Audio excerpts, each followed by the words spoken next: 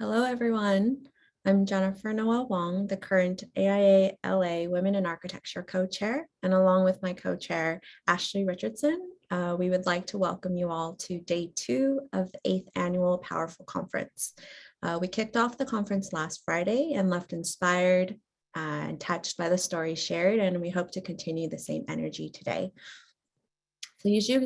Please make ample use of the chat function to connect with friends and peers. And we'd love if you all would turn on your cameras, and if you would like, use the conference Zoom background that we've provided. As mentioned last week, the theme this year is women's work on our own terms, where we seek to turn the traditional definition of the unpaid labor of women, traditionally in the home, on its head and highlight the groundbreaking work women are leading in our profession. Today is about showing this work, and we hope you leave the conference inspired and connected. Now, it is with great pleasure I introduce to you Annette Wu. With over 26 years of experience as a designer, project manager, and architect, Annette has worked in Hong Kong, New York, and Los Angeles. Gaining strong experience in conceptual design and execution, today she brings both these emphases together in project types which transform and engage the lives of the greater community. Her passion finds its voice in K-12, community college, and higher education projects. And as a principal at NAC, Annette's focus is on best practices and the processes which ensure a holistic approach to design and execution.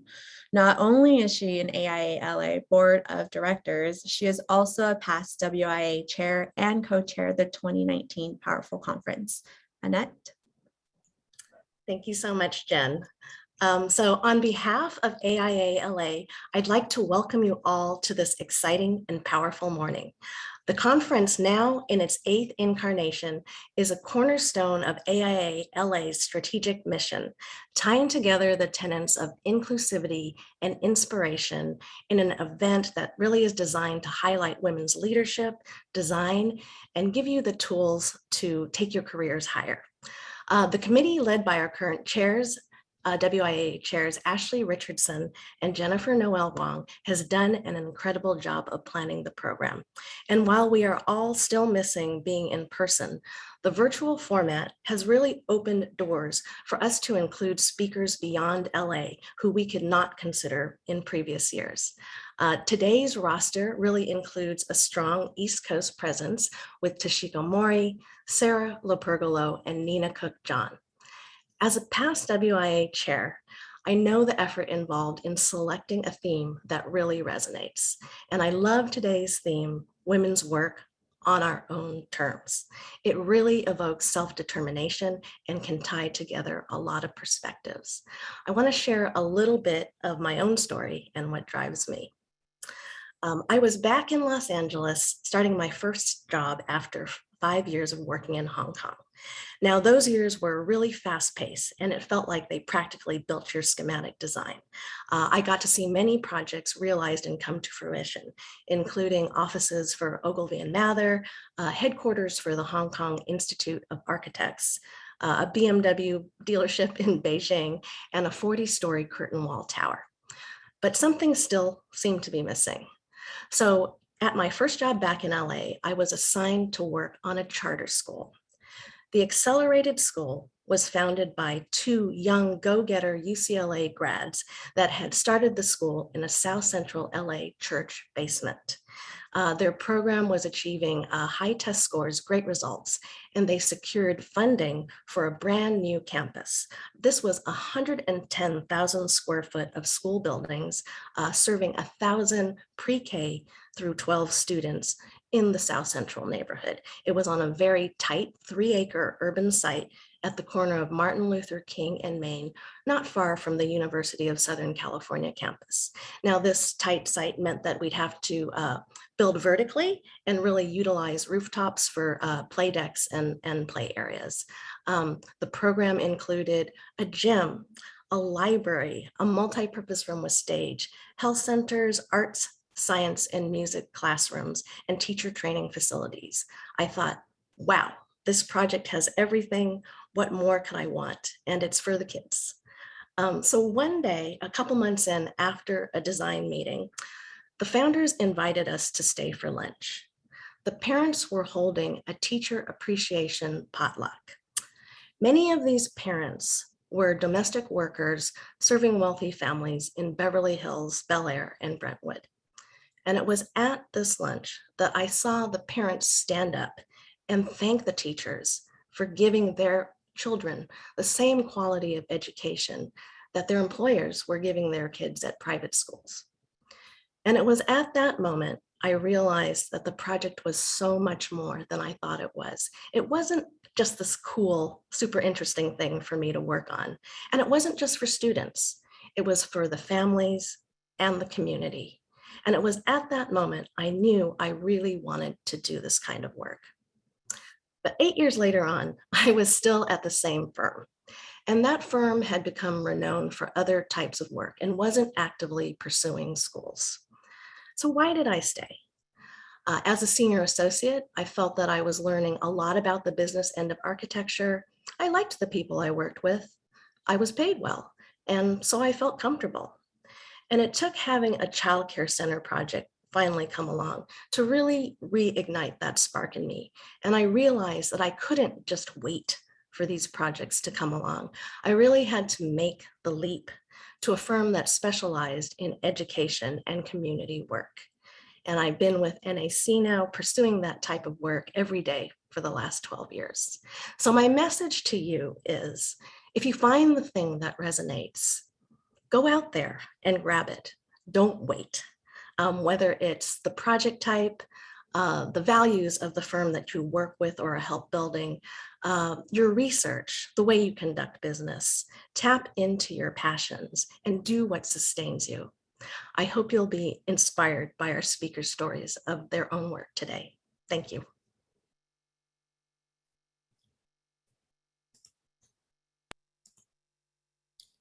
Thank you so much, Annette. That was wonderful to hear more of your story. And now I would like to thank our sponsors who make this conference possible. We'll start with our presenting sponsors, KFA and Mac Construction, our champion sponsors, Co-Architects and ZGF, our scholarship sponsors, Chu Gooding, DLR Group, Ehrlich and I, Reed Cheney Architects, Hensel Phelps, NAC, Page and Turnbull, Thornton Tomasetti, and Steinberg Hart. Thank you so much. We'd also like to thank our Friends of Powerful sponsors, participating sponsors, and emerging sponsors. We couldn't do this without you. And lastly, our annual sponsors, gold sponsors, silver, and bronze. Thank you so much. And now back to Jen. Thanks, Ashley. So before we get started, here is an overview of today's schedule. We have several amazing keynote speakers along with emerging voices presenting their work. Then at 10:55, we will spend an hour on focused discussion panels where some of our keynote speakers will be joining us. And there will be 6 breakout rooms for you to choose from. And Ashley and I will explain to you in more detail at that time. We will then come back from the breakout sessions for our closing speaker, Nina Cook-John. So please remember to come back to the main room after the panels, and we will wrap up today at 12:30 p.m. Pacific Standard Time. And now I'm pleased to welcome Toshiko Mori, FAIA, founding principal of Toshiko Mori Architects, with her talk titled Reflections on Our Own Terms.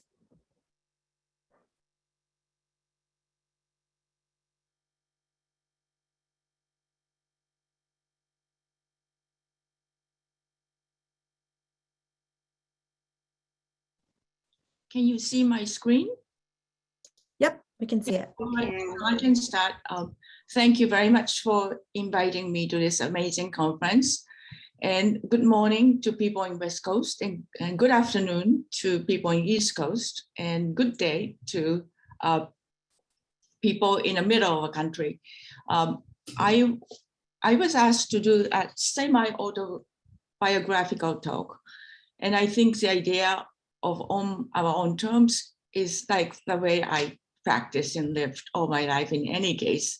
So I just would do a bit of a chronological ideas and I'm one person who actually started my practice with my own thesis project. After I finished my thesis project at Cooper Union, I actually thought, this is great. Somebody has to build my own thesis. So it's combination of youthfulness and ignorance. I had fearlessness and ignorance, I have to say.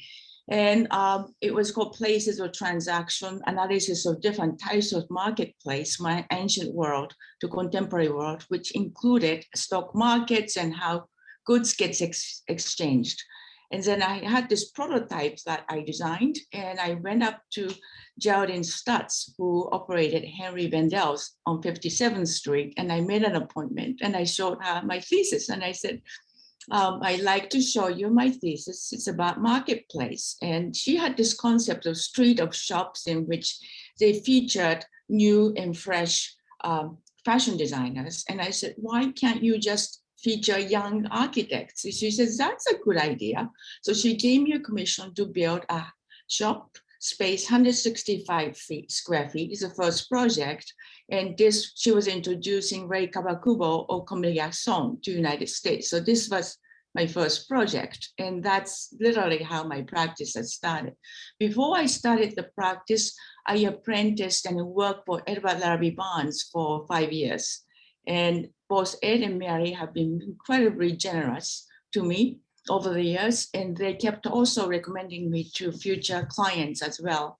And I think in my practice, in my networking, I continue to do so, to introduce young architects to new clients. And I think it's really important because one of the things that Ed Barnes told me is to be generous. And I think that's actually a very important idea going through, especially that it may be difficult if we were going through difficult times to be generous to others, but that's how we enlarge our sphere of influence, embody others to bring everybody together with ourselves. So architecture is considered to be a competitive field, but in a way, I think networking, friendship, and community like what you're creating now is how we can truly move the things forward. And from that, Comme des Garçons commissioned me to do Comme des Garçons shorts. And this series of projects were important for young architects because those were exploration of detailing, materiality, the craftsmanship. These projects were like writing a series of essays as opposed to doing a building, which may be writing a novel, as you can imagine. And then these commissions has led to work with Issey Miyake. This was in collaboration with amazing master Shiro Kuramata. And then eventually I have done my own work for Issey Miyake. And also in this case is fabrication, and working very closely with craftsmanship has been very, very important. But I do also have to say that while I was a student, I was interning with Isamu Noguchi, where I really learned a lot of working with materials and working directly with stone and metal and going to fabrication shop. And I prize this relationship between makers and designers. I think that's actually comes from that trajectory. And projects such as Please Please, in which I collaborated with Nicolas Grenelle. So these are also interesting collaboration with collaborating with artists and designers as well as an architect, and also collaborating with Issey Miyake for an amazing fashion designer. So these are actually important era of learning to collaborate together. And the Charivari, which is really crazy shop, but it's run by a mom and her daughter and her son. Three of them run this amazing shop. You are too young to remember, but they actually assembled Japanese and Scandinavian, European up and coming designers. And then for them, I designed a whole series of systemic elements that can be proliferated through several of their locations. Again, kits of parts that can be fabricated together and then work together, some parts which is mobile. And also studying idea of a distribution of forces in terms of making some parts much more thinner, but more number of members. So all these things, studies was very, very important for me. And I have to say, at that time, Mark Jacobs was a very young boy selling clothes in this shop. That's how I got to meet him. It's a long time ago. And then in terms of house, I talked about generosity. It's actually, I started my house project because John Haydock, who was my mentor at Cooper Union, recommended me to a client. And he said, I can't do my house design. I have my project. Why don't you take this? I said, that's very nice. And then what I did is I renovated a project of a wood, a 1950s project, and inserted the steel elements to make it last longer, rehabilitate into it. So this was actually beginning of a house project, which you can see the trajectory through my interest in detailing, fabrication. In this case, which I will never do it again, I custom designed window units. It's just, again, it's ignorant. Who would think of it? But these are custom made stainless steel windows. And it's something you wouldn't think about it, but I learned a lot going through them. And I will show some of the house projects for Sean Kelly, from whom I have done this house, and I have done his gallery. And also there's another house I have done. And with him, we continue to do a project through, and a relationship developed through the clients, and working with his artists had been incredibly important. So it really is a story of a personal relationship in which, in fact, his daughter and my daughter are the best friends, and my granddaughter and his granddaughter are the best friends. We have 3 generations. So this idea of a continuing relationship through the work and continuing a dialogue with client, I find it's very, very important. This is also a project in which also we collaborate with his client, Bob Greenberg and Kovova Lee. And it turns out to be Kovova Lee. I went to Cooper Union together. She was so brilliant. She studied at Cranbrook under Daniel Libeskind, his best student. But when she left, she actually became a stylist for Rei Kawakubo, Comme des Garçons. This is kind of strange intersection. And that's how I met her again after Cooper Union. And excelled during this period then. Can you hear me? Oh, okay. So I just heard something, sorry. And then she married Bob Greenberg, and they commissioned us years later to do this series of houses, which are amazing because these houses goes on and offline, so that you only live in one space at a time. And they said, why do I need a McMansions when all the spaces we're not occupying at time is just wasting energy and just not there. So what they do is they, as activities go, they turn off all the houses, and incredibly intricate digital management takes place in terms of this. So these are a series of what I called glass house camps, and that's Bob and Kovova in there. So these are some examples of houses, and I continue to have a conversation. We're doing another project with them, another addition. So with residential client, we tend to have this continuing relationships of not only houses, but other projects of theirs. And then from there, I think he actually developed idea of his digitally connected offices, which he works with Norman Foster did his incredibly huge offices, but it originated from this idea of a connected office. This was connected house was a concept. Some institutional project I can show. I also, residential projects somehow have been, let's say, more of a filler, but our main focus had been more public project, institutional project. I'm not going to show everything, but I have done about 3 projects at Brown University. This was addition to Watson Institute of International and Public Affairs. And as many of you know, institutional projects are managed by a group of people, and also working with professors and working with the board and a building committee is very, very complicated, but how do you actually work on your own term?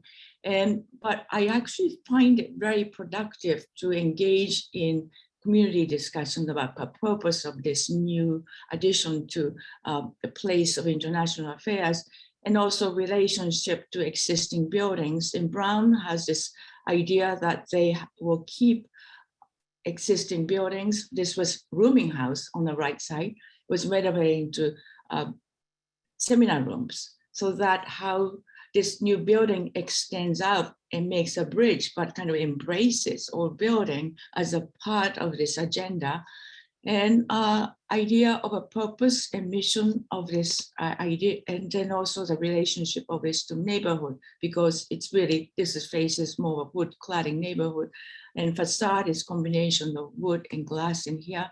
And idea is to have an agora instead of Roman Forum. Greeks, I think our idea was that democracy, really original definition of democracy spatially, is the existence within the reach of human voice. So that we work with our acoustics to make kind of atrium, we call it agora, in which any event can take place, but any landing or stair can also be an informal places where students, faculty, and visitors can listen in, and they can have a conversation with each other, and they can actually hear each other. And then so that within this space, one is not afraid of exchanging opposing questions, and one feels safe because everybody's voice is heard. And that was incredibly important spatial gesture as an architect. And I think they actually took it as a new important mission. And they do invite people of the past from Republican Democratic Party. They will get into huge arguments, but the arguments becomes very civil and the discourse becomes rational. And then people will understand where people are coming from. And I think they thought was very important idea to move forward. So I think this kind of conversation in the architect's own terms, our strong belief of how education has to take place, how also in this case is multi-use, the students are using for study area, the flexibility was very, very important. So this is when things are in full and they are listening to people speaking, and then it's informal, so everybody can just raise a hand and understand it. This was important idea, and they actually appreciated architects' input as to the new definition of agora as a place, as a voice of reach of democracy. And last two projects I will show, because I only have 20 minutes more, is with Joseph and AIALA's foundation. And the relationship started out because of exhibition designs. And we have done a lot of exhibition designs, and we think it's very interesting. It's kind of extension of my store design. And also in those store design, one is actually curating the store manager where things go, how things are displayed. And that was very good training for me in terms of sequences, understanding. And this was the first time that Joseph and AIALA's work were exhibited together. And they were wife and husband. They are refugees from Nazi Germany, left, and they were teaching, Joseph was teaching Bauhaus and first to Black Mountain College, and eventually they settled at Yale. And as you know, Joseph has been a very influential teacher in Yale Art School. And Joseph's paintings are well known in terms of colors and interaction with colors. And Annie is a weaver. And as many of you know, Bauhaus did not allow women to practice any other arts except weaving. So Annie really perfected her thinking process. It's an amazing idea to really study Annie, and she has had solo show recently, Tate Modern and Bilbao. So idea that her significance has been increasing. And in it, we have selected Joseph Albert's furniture and then her textile to juxtapose themselves, but in a sense, in relationship to each other. And then you can actually have an idea amongst themselves. And when I got in touch, got to know them, I realized that they have been working in a remote place in Senegal. And as refugees, this Albert's Foundation always wanted to have charitable mission in remote and underserved communities. And this they have worked in remote community in Senegal for like 25 years. This was where highest infant mortality and highest maternal mortality was there. Senegal, Dakar is capital. It's about 7 hours drive in the remote, really unpaved roads. Before we worked on this project, and I have to say, next two projects we worked pro bono, essentially because economy is very, very different, and the fee that architects can earn from them, I realized they can employ 40 people in a village for 1 year, and absolutely there was no choice. So in my own terms, I decided to work on pro bono. I do not encourage you to do pro bono work all the time, but I think if an architect works with one organization and keep working on do pro bono work, I think it can make a difference in the world, but you always have to ask for your fees and the rest of the time. So, but I think there's a good reason for us to do it. And then, as I mentioned, we did 2 research studios at Harvard. So I knew about this area also, doing a planning work. And as I mentioned before, that Albert's Foundation has been running a clinic. They built about 8 clinics, maternal centers and different clinics, and also kindergarten. Senegal is 90% Muslim. In Muslim communities, the tradition is polygamy. So the families are very big, and you can understand because of high mortality rate for mothers and children, they have no choice but to keep this tradition. So we can't judge. And idea is to build the clinic so that it's actually become stable in terms of public health. And over the 25 years, the rate of polygamy has decreased because they can survive longer and there's no need anymore. So it's really interesting. And they came to me after all the research to help them do a cultural center within, this is a compound of a clinic itself. And they have gained a trust of a community by introducing clinic, by stabilizing community. But this is the area about 12 different tribes peacefully existing, and they exchange performances and songs and dances, but sometimes they don't speak the same language. And Dr. Mageba on the right, on the left side, he is from this area. He went to medical school, came back, and then established a clinic. And Albert's Foundation, they always employ local people to run all the facilities and listen to how they work. And the idea is not to impose their ideas, but then have them invent a way. So in conversation with them, I realized that this center, the cultural center they want to build, which is natural because Joseph and Albert, Annie Albert's foundations, the arts foundations, they have artist residency outside of New Haven already. But what I realized that they are suffering from water shortage. Aquifer has dried up, and Dr. Mageba is, I asked him to do analysis of water usage, very precise. I have to say this is more precise than what New York City can come up with. You'll be surprised how many people don't actually have a data of water usage, and realize that this center, if we can collect rainwater during the rain season, that 30% of water use can be managed.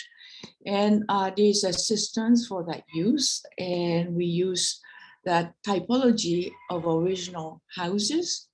And because it's remote community, underserved, meaning that there's no resources, so that we can't import materials. We used local materials, such as bamboo for structure, and thatch roof, the grass that grows there, and mud bricks, which is made on site, work with Schreiss Bergman, structural engineer. Jörg Schreiss has collaborated with Frei Otto in Light Structure Institute in Stuttgart, have done a lot of analysis of bamboo structures. And we done digital modeling, and the task was very simple, how to make what you call African hut, considered to be primitive, but it's full of wise and intelligent choices to make it into a larger structure. And instead of working drawings, we have this more choreographical drawings to show how to do it. And local people can build it. This is work in progress. And because they know the craft, they do it very beautifully, very precisely, added some small steel members, and it's wrapped up in straw to protect it. And kids supposed to be going to school, but kids all wanted to come and help, but I think they were learning something about it, and then they were sitting on it and understood that roof can be very stable. And then we explained that it's shedding the water into the canals, it goes into cistern, and local thatch makers were actually looking at AIALA's weaving, which are much denser. And the such roof they built is more denser than ordinary house thatch, which actually becomes better insulation. And thatch roof is interesting because it's dense in layered, but it's porous. So when hot air comes in, it creates a stack effect with the geometry. And so that it helps to move air throughout, which actually creates amazing amount of comfort in this center. So this is actually local people making it, and this is a process of brick making. And they dry it during the dry season. I had to mention that there's a rain season, dry season. And when we did analysis with Dr. Magebaya about water use, we realized that if they were able to procure rainwater during the rain seasons, they can completely survive it. And idea for us is I also saw that mothers and daughters are going to very far field to collect water when the wells are drying up. They face danger for animals and bandits. It's a social problem because the little girls and boys, when they're very young, they're studying together, but the girls stop going to school because they have to help with the family chores. So it really creates a social problem, and having a water next to the village was critical. May not be a drinking water, but useful water. They have a filtering system at the clinic for medical use, but this system is for more of a daily use. And for the bricks, they looked at example of Joseph Albert's brickwork. This is example in a law school at Harvard. Also incorporated ventilation brick. This is a very smart local vernacular in which it prevents sandstorm from coming in, but it still promotes ventilation. So we have incorporated those kind of ideas, and also laid out a brick so that it provides privacy as well, but at the same time providing ventilation. And there are a lot of examples of Joseph Albers. This was called glass painting, one of earliest work in which when Joseph Albers was a Bauhaus student, he was not from wealthy family. So he collected glass elements from garbage cans of Bauhaus and made these pieces. So they like this story very much in terms of scarce resource communities. And they found their broken tiles, which is available from Dakar. And there is a tradition of making broken tile into mosaics. So this was do it yourself. All the villagers made this beautiful mosaics looking at Albert's paintings and making them their own elements. And in terms of ideas of gathering spaces, it has many different heights, and it turns out to be kids like to be in a place where it's low roof, where adults can't get in there. And there are two courtyards designed because many of our Muslim communities gather separately. Men and women don't gather together, but Senegal is a very liberal, progressive community, so we have not seen that happen in over nearly 6 years. But generationally, kids and older women, younger women, older men and younger men, they seem to group together, but they seem to use it simultaneously at different parts of it.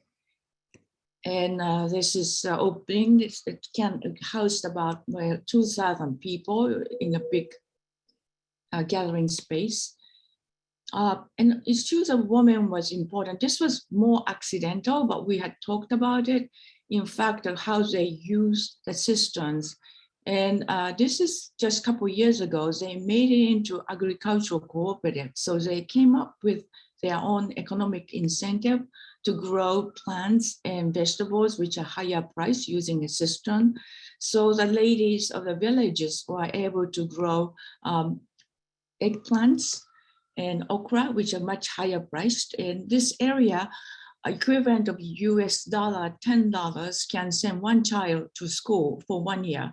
So this actually enabled more kids to be able to attend schools and also produce fonio, which is gluten-free, like a grain on the area, and they produce honey as well. So they became a business model. And it's something I really didn't plan as an architect, but the community really worked together to make best use of it. And again, these are the communities which is underserved, and the fact that they were able to invent many programs together and use the best use of facilities is something which is really quite wonderful. And but main purpose of this is artist residencies. They welcome residencies from Africa, from local communities, from Europe, from America, filmmakers, opera singers to come and work together with the villagers. And also now it became a center of a soccer field, and they have big soccer tournament right outside. And quickly, the last project I talk about is elementary school in Facade, Senegal, which is more remote, but the same clinic has an outpost in this area. When we finished the thread, the local elders came to us and asked if they want to build a elementary school, which never existed before. They had religious studies and only boys were studying.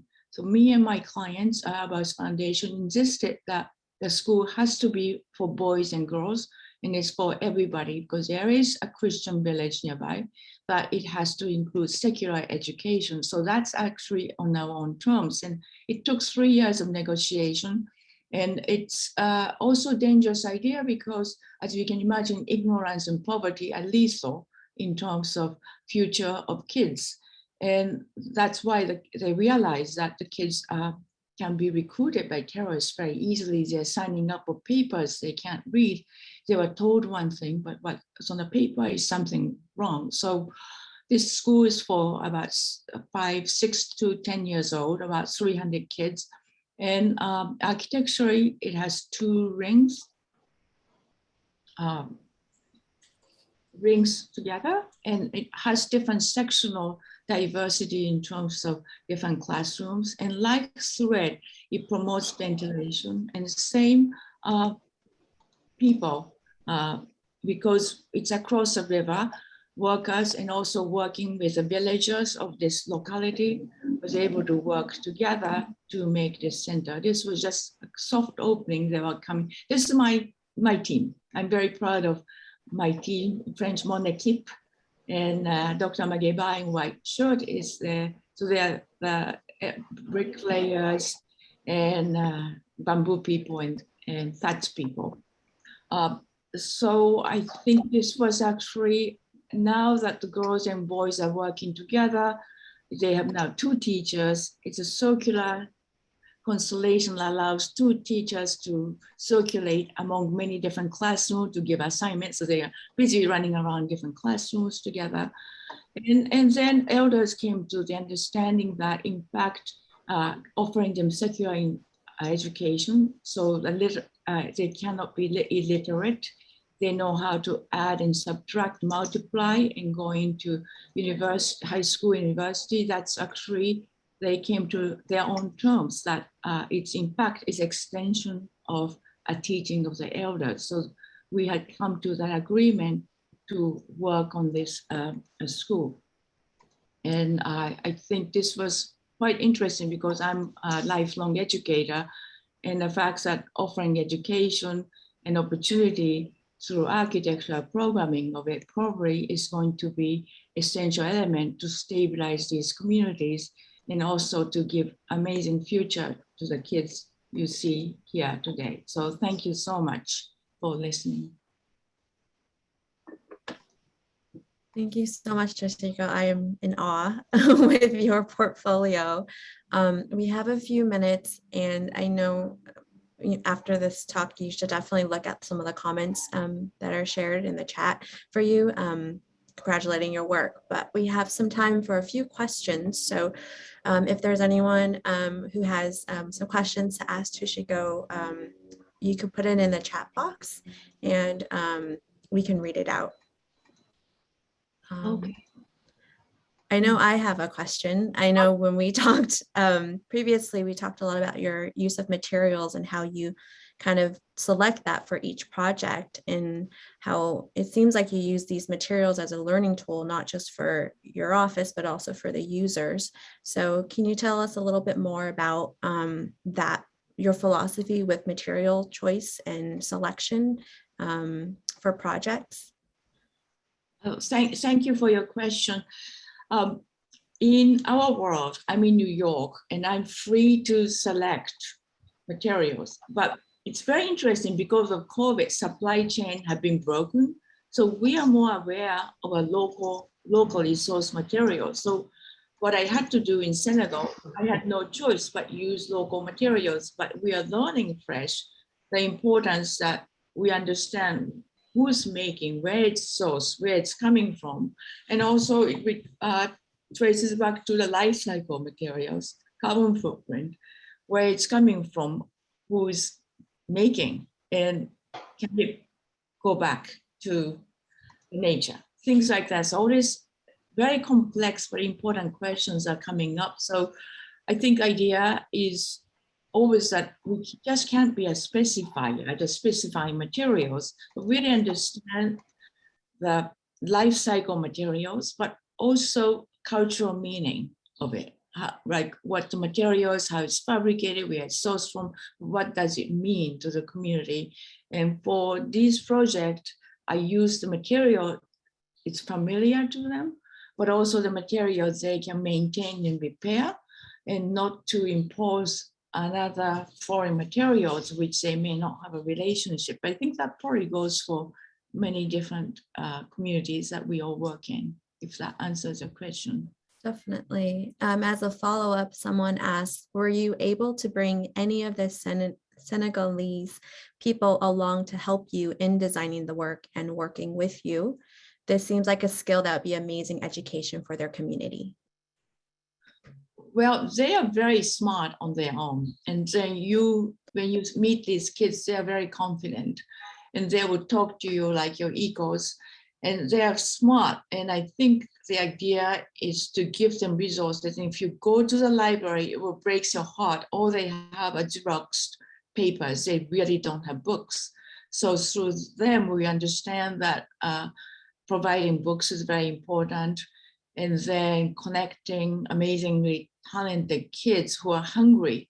I mean, when we opened up the school, we had a sign up and hundreds of kids walked miles to sign up their names. They all want to study and they all want to learn. And they actually know that shutting out from outside world is not going to help. They're all hungry about information knowledge. So how do you connect them together?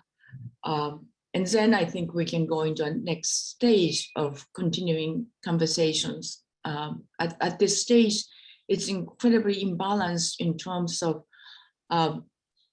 what they have available right now. And I think it's going to be very exponentially quick for them to be able to acquire the knowledge. They're so smart, it's going to be acquiring. And I think sooner or later, we're probably going to be learning more from them than we're trying to provide knowledge to them. Great. There's two more questions. One is, can you elaborate on the 3-year client negotiation process for the school in terms of mixed gender education and secular education? Love to hear more about this process. Okay. And the other is access to technology in these locations. Okay. The negotiation mainly was done with Nicholas Fox Weaver, who's the director of Alvarez Foundation. And you won't believe that how it nearly failed many times. They accepted co-education agenda fairly quickly, but they were resisting against secular education. They thought that secular education might contaminate the purity of their knowledge, which instills them in terms of religious values. So it took a long time to give them understanding, but in fact, it doesn't. And in fact, it probably deepens understanding and then helps them connect to contemporary society more. It will give them survival skills, essential survival skills, so they can actually grow older and then spread the community religious values more. And that's how we were able to really convince them. And so it's not like talking to them and they have to go back and think it over. And I think Nicholas Fox Weaver, I asked him, you should write a novel about how you did it. In terms of technology access, it's all analog here, but they have cell phones. Everything is going by phone. When we working remotely with Dr. Mageba, we were on cell phones and then sending even drawings on the cell phone they're showing to each other in pictures and things like that. So the cell phone technology is incredibly developed, but computers are not there. But there's a lot one can do in terms of analog and then the techniques and themselves are incredibly very advanced, so they can actually work things through.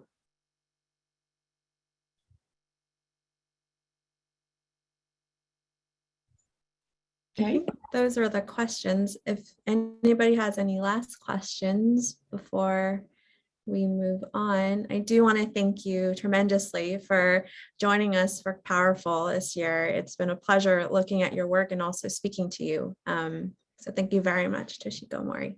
Thank you for invitation and good luck with everybody. And also remember to be generous. Definitely. Thank you.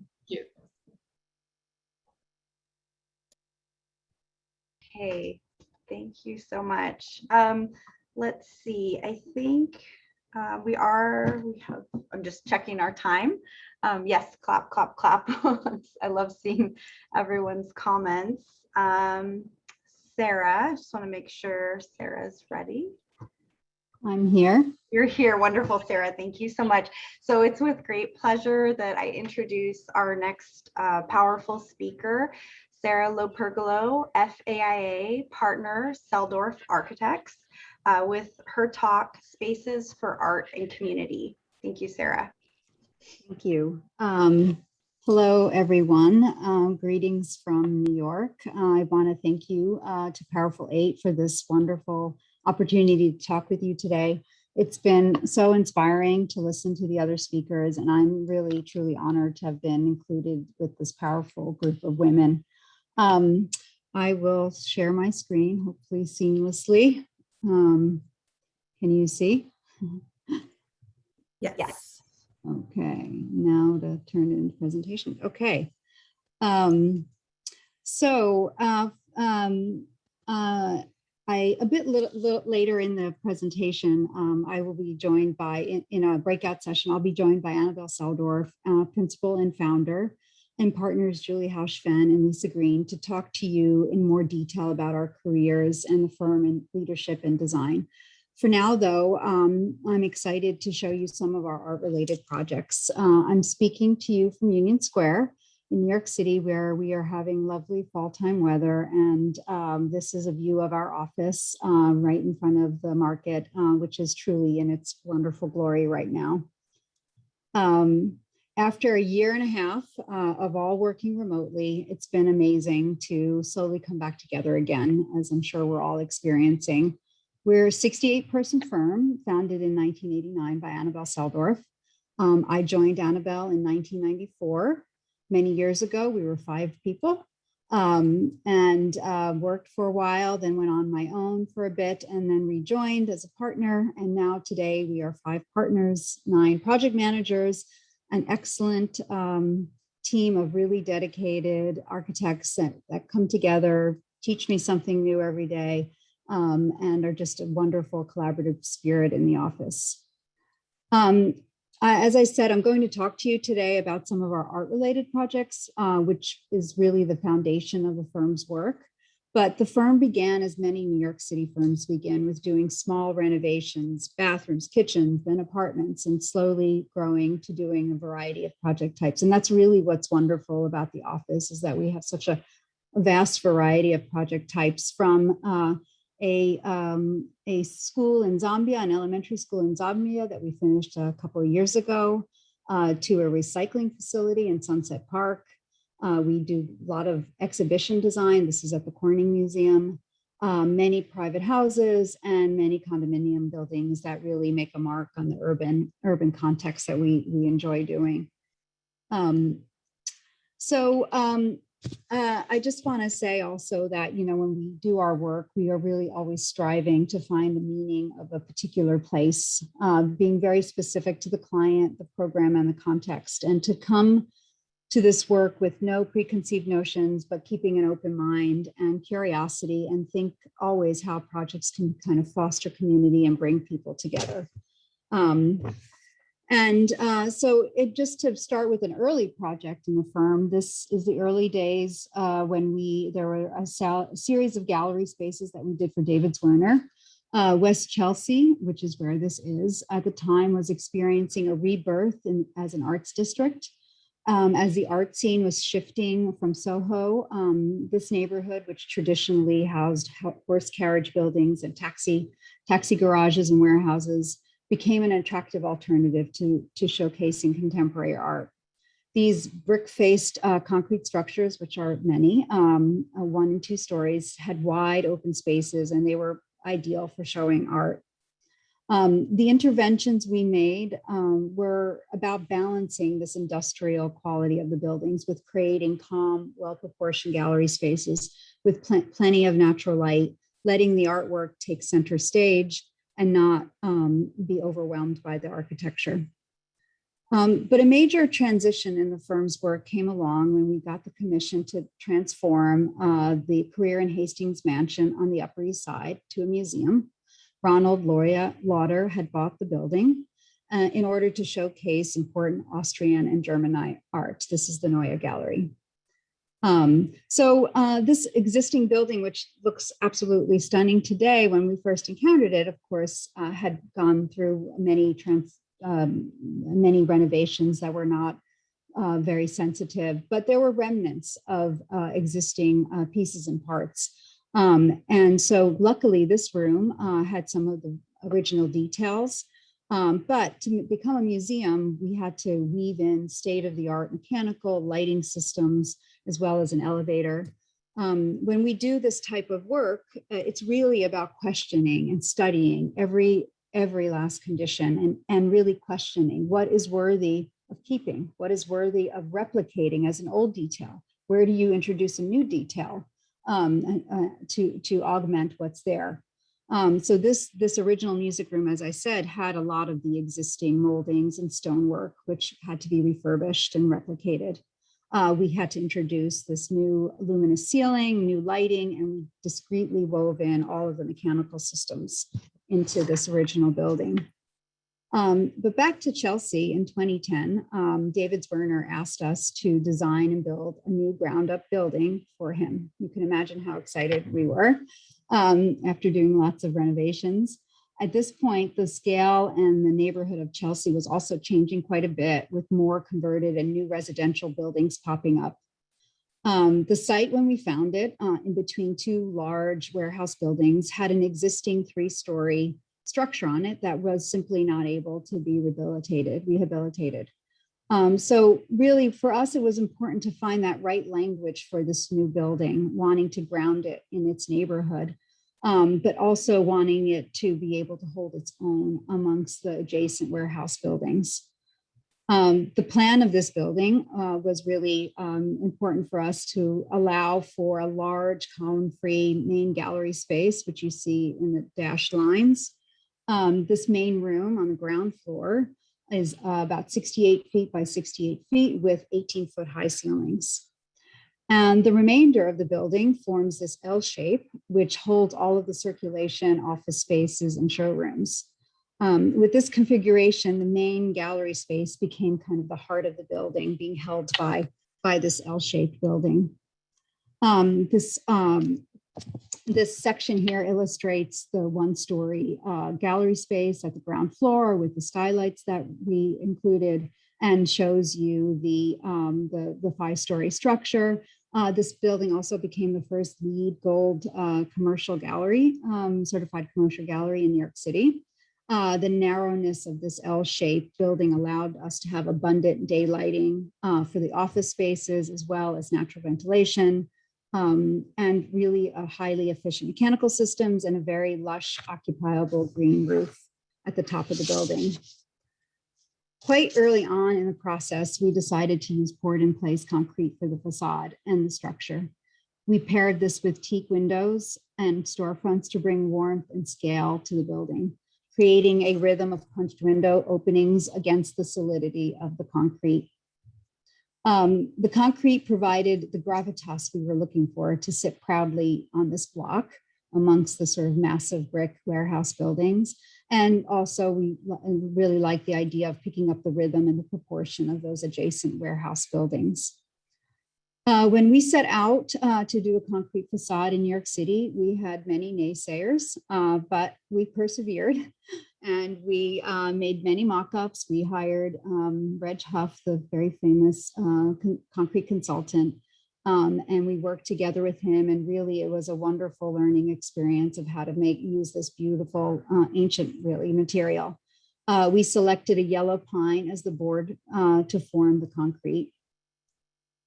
And we very much wanted to express that grain of the wood and the concrete to really provide that texture and tactility that was really important for us to break down the scale of the building on the street.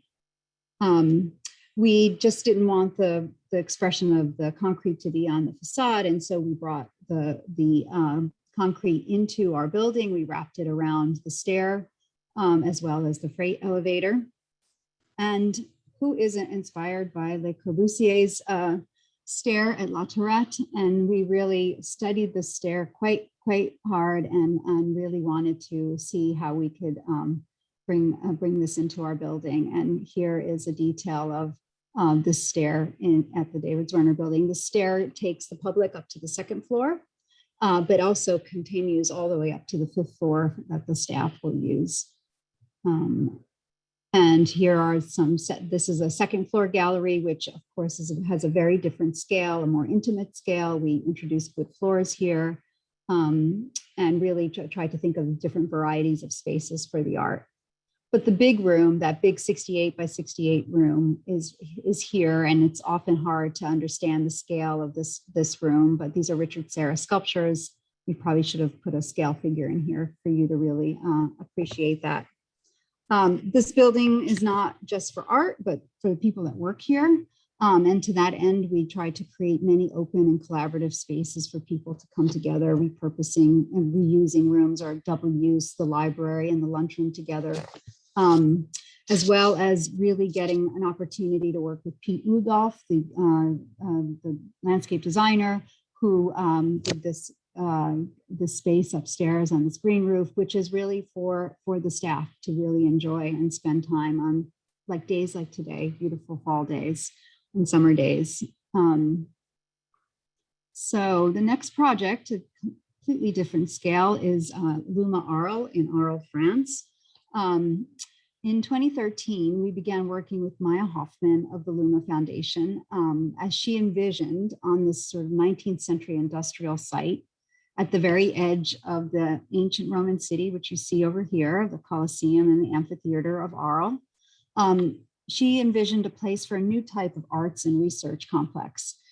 She wanted to collaborate with artists, curators, and architects to bring new life to this abandoned site and try to reinvigorate Arles as a cultural destination. So here is a view of the original buildings. This was a rail depot and a train repair facility from 1856. The rail forms along here. And then the main thoroughfare, Victor Hugo, takes you into the city center, which is where you see the Coliseum again. So what we were tasked to do is to repurpose the train shed buildings into contemporary art spaces, a dormitory and also performance spaces. Outlined in red are the buildings that we renovated. We also worked very closely with Bas Smets, the Belgian landscape designer, on the overall vision plan for the site. This park that he created is a public, open to the public park, a sustainable park that has playgrounds and mounded lawns that are designed to protect one from the strong summer sun that exists here, and also the winds that exist in the winter and the spring. Marking the entrance, well, here's the original entrance building that we did as well, but marking the entrance is a new building by Frank Gehry, which you see here. This recently opened in this past summer, and this structure can be seen from the city center. And here is this original entrance building that allows you to enter into the park. This center is meant to serve as a research and a library building. But to take you to the buildings that we worked on, these are after they've been completed, so they're not in the state that we encountered them. We found these buildings at varying levels of disrepair, and we began to assess, each and every one of them, and carefully seeing what aspects could be restored or renovated, what required new interventions. An earlier fire had damaged much of the roof of both the Forge, which is this building in the foreground. This building here is called Mécanique, and this is the Grand Hall, which we weren't involved in. It was an earlier renovation. And so this first building that we did is Forge, and this was the original foundry building for the train depot.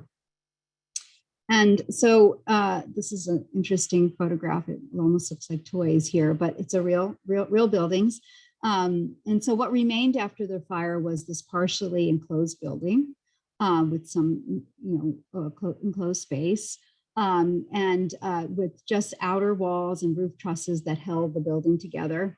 We stabilized the existing walls with new steel bracing and refurbished the columns and the trusses. But really the main purpose of the building was to create exhibition spaces. And in so doing, we introduced a mezzanine level in the covered portion of the building. We preserved and restored the columns, brackets and trusses, and we chose very simple materials to work in balance with these industrial elements, and really, again, to create this quiet backdrop for the art. The courtyard space is really lively and active. It has a cafe in it, and we introduced the sunshades. Again, the sun is quite hot here in the summer, and so this allows for lots of activities and community to come together. What maybe I think is difficult to understand is kind of the scale of these buildings and the enormity of them. And it was pretty overwhelming, but at the same time, so beautiful, these industrial buildings. And this is a shot of the Mécanique building, which I told you about previously. This is before the landscape arrived, as you can see. So it looks pretty dry right here. But this building was twice its size, but that fire had, eliminated a good portion of the building. And what we were tasked to do was to add another bay to this structure. And we worked very closely with the local authorities to determine how best to deal with this coming up against this these historical buildings. And we realized that it really made sense to separate it from the traditional buildings, the existing buildings. And we really felt that it was better in the spirit of contemporary architecture to really distinguish it separately. So we used a simple and standard CMU block for the facades, a zinc material for the roof, rather than emulating the terracotta roof tiles of the other buildings. Here's a little bit of a closer view of that. So very simple material, really almost like a kind of a ghost of the original bay. Introduced also canopies. This is a material canis that you see all around Arles that provides sunshade. And that was what we introduced here in the building.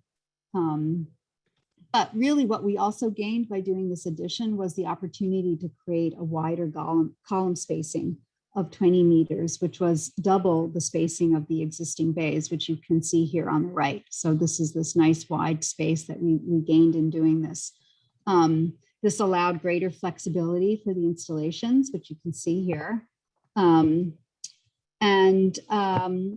really trying to envision like all the different types of exhibitions that could be here. We had to be very flexible. This was the opening exhibition from Gilbert and George. And we also really paid a lot of attention to how to make these buildings sustainable. There's a lot of practical strategies being used, like natural ventilation and radiant and heating cooling systems.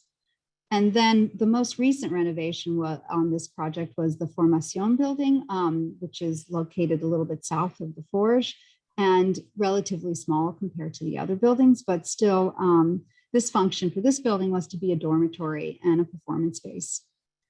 Ceiling heights here in this building was such that we could insert a new floor level. And with this in mind, and just the general disrepair of the existing building, we inserted a cross-laminated timber and steel structure, which allowed us to be independent of the existing walls. This top floor space is dedicated to dance performance. We also, because this was also a dormitory on the lower levels, we added a communal living space.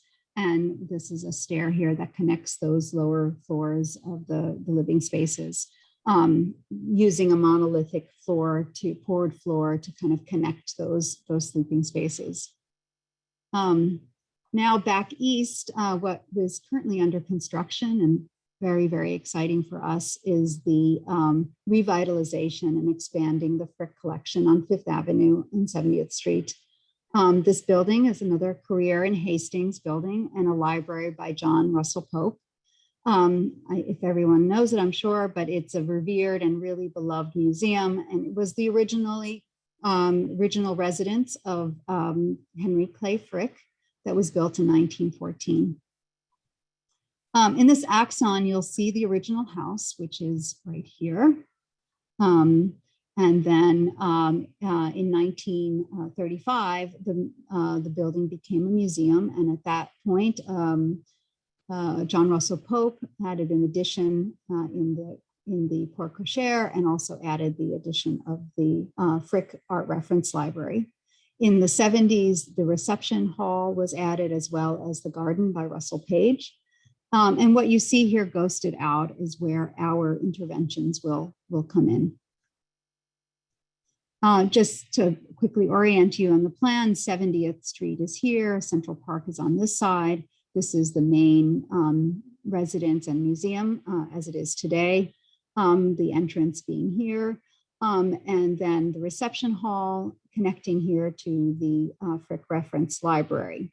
So one of the things we realized rather quickly is the key to this project was solving the circulation and the fluidity of how one circulates in the space, being able to add new circulation, vertical circulation with elevators, a new stair, really wanting to connect the library physically to the museum, which wasn't the case previously, and also providing special exhibition space, which didn't exist at the time we have this. So we expanded the width internally of the reception hall. Nothing's changed in terms of size or anything like that. And also being able to connect to the second floor of the residence, because one could always sort of look up the beautiful stair, which I'll show you momentarily, but one could never go up it because there were just offices there. So that was one of the mandates of the project. And this section kind of explains that in our lobby really is this kind of knuckle that allows for all of the circulation to go up and then also to go below grade to the auditorium, the new auditorium. Our buildings are in the back. And I'll show you more of that later. Here's that famous stair that one could only look at. And in the future, when the building is done, you'll be able to circulate up to this floor and really make a lovely loop around the whole building. Here are some renderings. This is our new expanded reception hall. And just by doing a few little things like lowering the ceiling here Popping up the roof a little bit, we were able to connect with to the second floor galleries, elevator tucked here, our new stair, and in the distance, really looking toward that toward that special exhibition space. The museum never was able to have special exhibition. They didn't have the room. They always have to dismantle an existing permanent collection. So this allows them to really have companion shows that can temporary shows that can really hold their own. And so here is a rendering of the building. This is the entrance as it is today, as one would always experience it. Our buildings are up here to the right. We were able also in this renovation to add accessible ramps that are much needed here. Here is the pop-up of that roof I was telling you about that allows us to make that second floor connection. And really what's always challenging with projects like this is finding the right kind of balance with what you're adding to new to the old. And to that end, we looked at how we could break down the scale of this building. We're using limestone as the facade material, but also introduced this kind of link space that allowed these new volumes to be broken down. The garden will be reinstated in even better condition than it was previously. So we're very excited about that. While the Frick is under construction for the next 3 years, its permanent collection will be on view at the iconic 1966 Marcel Breuer building, as we all often know it as the Old Whitney. We had the extreme pleasure of working with the Frick curators, exhibition designer Stephen Saiatis, on laying out these new galleries for the Frick masterpieces. Seeing this art paired with the Brutalist building is simply stunning and really truly worth a trip out east to come and see this. It really makes you engage in the art in a completely different way. If anyone had been to the Frick before, you realize that these pieces were always set in a residential setting with furniture and really in context, and then to now have them pull out to be able to give the Bellini painting its own special chapel, that we like to call. So this is a singular painting in this one room, really juxtaposing the beautiful light from the Breuer window with this incredible piece of art. So yes, I recommend having a visit. So lastly, I will talk to you about project in your neck of the woods that I hope you will go see very soon. This is the Museum of Contemporary Art in San Diego. It is a really exciting project and getting really ready to be complete. The history of this building, though, began in 1914 when the California architect Irving Gill designed a house for Ellen Scripps, a journalist and a philanthropist that had settled in La Jolla. In 1941, the building became the Art Center of La Jolla and eventually renamed the Museum of Contemporary Art San Diego. Over the years, a series of additions were added to this building. Here it was the original house. There were additions by Drew and Mosier, modernist architects. You see pieces of that there. And then in the 90s, Venturi Scott Brown came in and added these additions. In this diagram, I think you can better understand the collection of the buildings that form this museum. So the amazing Pacific Ocean is here. This is Prospect right here. We added everything that you see in blue, and the red is the renovation. What was very important was to really find a new entrance for the building. It was always difficult to see where that entrance was in previous iterations. And so that was really our big task. And then to also be able to add more gallery space, because the museum has some 4,000 works that were just in storage and not able to be shown. So it was very exciting to be able to do that. And here you see the original Gill building right here. And sort of we freed up this courtyard so that you can really celebrate and see that building. And the site is a cascading, beautiful site that cascades toward the Pacific Ocean. And we had a lot of height restrictions, and we had to sort of step this building down, our bar building. And then in this interstitial space is really where we negotiated that kind of geometry that occurs just by naturally spreading along the site. So this is a rendering of our new entrance. What you see in the back here is what used to be the Sherwood Auditorium. That building was is today, you couldn't build a building this high on this site, but we really were excited to be able to repurpose it and reuse it for not an auditorium, but for exhibition space, and really be able to gain that height. What is also on this street is this amazing ficus tree, which we really wanted to keep, of course, and we wrapped our building around that. And so just last week, our colleague was out there on a site visit, and this is that entrance, the new entrance. The Venturi pieces are here. This is the old Sherwood Auditorium, and then the amazing ficus tree, which is making it through construction because we protected it really, really well. And here is a rendering of the entrance lobby, which was really about bringing people in and really inviting the street in and activity. And it really very much feels like an indoor-outdoor space. You can see the ficus tree right there. And this was, again, last week, really being, almost done, bringing in so much light and visibility to the project, to the space. And that auditorium, previous auditorium I was telling you about, it's about 23 feet tall inside.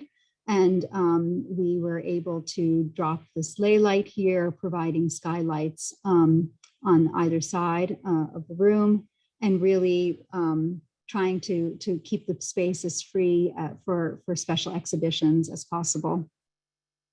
And here's the beginning of that. The lay light is going in. The skylight is over here off to the right. This is still a portion beyond here of the room. So we broke it up into 3 different spaces. That sort of interstitial space that I was telling you about created this sort of strange geometry. And so we created a really nice gallery space here, which is fully skylit with louvers. And really acts as this kind of knuckle between the entrance and the bar building that steps down. And here it is. This is actually from maybe a few more weeks ago. It's further along by now. And the benefit of this sort of stepping building is that by the time we got to the end, closest to the west side, we end up with another really incredible 2-story space. Where it was a wonderful way of connecting the upper and the lower, because there's a whole series of galleries below that auditorium, which we had to hold up and create space below it because there was no space underneath it. And so this was, again, last week, getting there. And if you were to turn around during construction, not anymore, but during construction, you would have seen, looking back here at this space, which I just love this photograph, just to see those incredible views out of here. And if you were a seagull, this is what the building will look like when it's complete. What you see here are the Drew and Mosier additions that I had mentioned that were all sort of toward the back. There's a sculpture garden here. These are the taller buildings that Mosier and Drew had done that we rehabilitated. And then our building here as it's sort of stepping down with many outdoor terraces and places to come together. And from a different angle, but showing you a little bit what's going on here. We are doing the building with board formed concrete and insetting with travertine or glazing, depending on what where the location is. And then this, you guys are lucky, you have this incredible view when you come here. This is one of the terraces that are outside the gallery space, and really just an incredible place to have a museum and to come together with art. So that is it. Thank you very much for giving me the opportunity to show you these projects. Thank you so much, Sarah. What stunning work. Would you be willing to take a few questions if people have any that they could place in the chat? We do have a few moments, and I love seeing how the work, the common threads, and how it sort of built on itself. And I think you could do a whole presentation just on the stairs. I was really enamored with those. Yeah, that's true. Yep. Does anyone have any questions, specific project questions, or anything for Sarah? So powerful. Unless I hit the button again. Can you hear me? Oh, What's up? yes. Are you asking a question? Oh, no. Okay. Let's see. All right. Okay. I don't think anyone has any specific questions other than admiring the work. So with that, oh, how did they receive? Okay, I guess how did you get a project in California? What was the process there? Well, we were asked to be part of a short list for the project. So we were up against 2 or 3 other firms. We were so excited and really, just I think our enthusiasm was maybe what got us over the edge, because we just loved the idea of being able to work on this building and found it just incredibly interesting setting. Yeah, so we got it. Wonderful. Here's a question. As a woman-owned firm, what is the ratio of women in the office, especially at the senior level, if you know offhand? Yeah. Well, out of our 5 partners, 3 are women. And then of our project managers, I think we are more women than men there. I think we are pretty much 50-50 now in the entire office, but there were moments where it was sort of lean more toward women, but it changes all the time. Okay, I have kind of selfishly have a question about your use of concrete in a museum typology and some of the challenges of achieving that level of finish and integration with that material. Could you speak to that for a moment? Yeah, that's a good question. I think the first time we used it in the gallery of David's, it was really interesting to figure out. It was truly like a recipe, and it was very clear that you had to follow that recipe to the T. And so when we thought about what type of subcontractors could work on that, we were debating whether it should be a very experienced contractor that knew how to do concrete, or might it be better to use someone that hadn't done architectural concrete and really work with them to follow those steps. Because sometimes if you've done it a few times, you might learn habits that you don't want. And in fact, that's what we did. We worked with a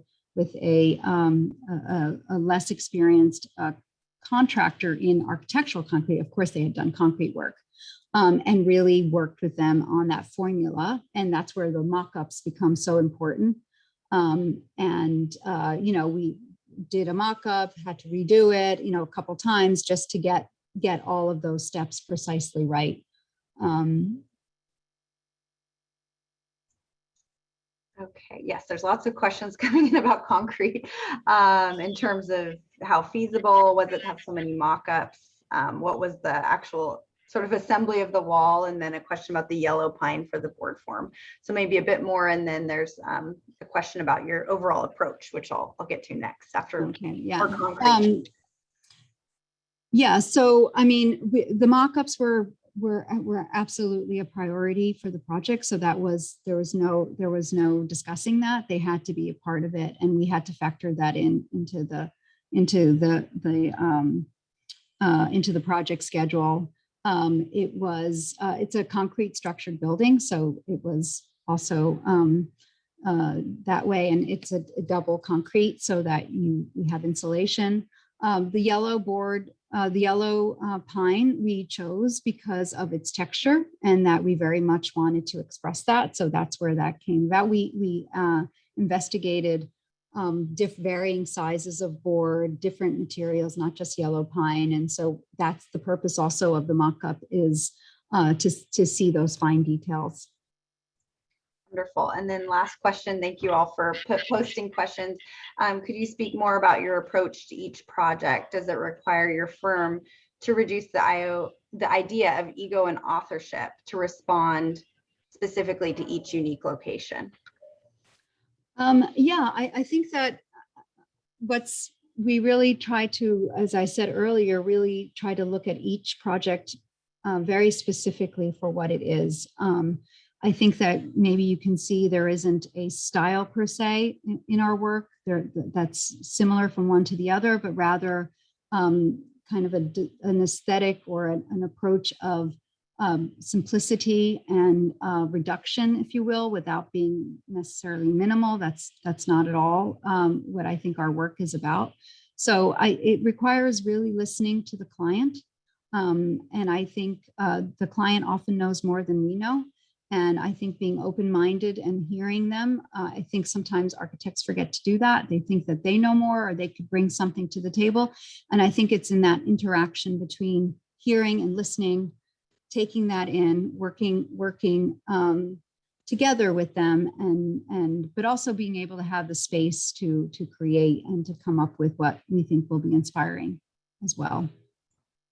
Well, thank you so much, Sarah. And just a reminder that Sarah and her colleagues and other women leaders of Seldorf Architects will be in one of the focus discussions. So thank you so much. And I will hand it over to Jen to introduce our next speaker. And after that speaker, we'll have a sponsorship break, and then we'll move into focus discussion. So Jen.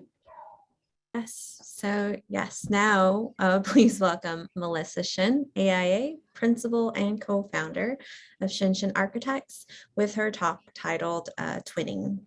Welcome, Melissa. Hi, everyone. Great.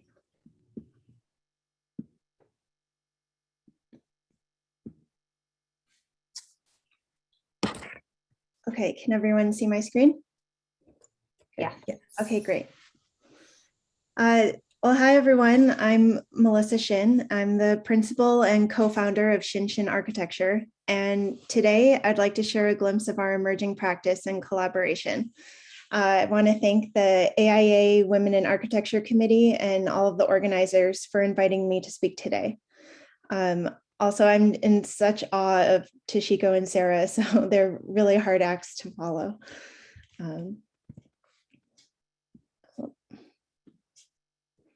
So the office is run by myself and my sister, Amanda, which just sort of makes us a unique collaboration. And while we're not twins, this talk highlights the similarities and comparisons we often garner as sisters and how this unique setup influences our relationship as business partners.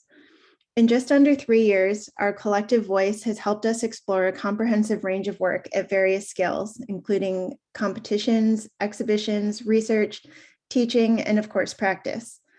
The interconnectivity between these media has been critical to our growth, learning lessons and finding opportunities within each project, regardless of fee or scope.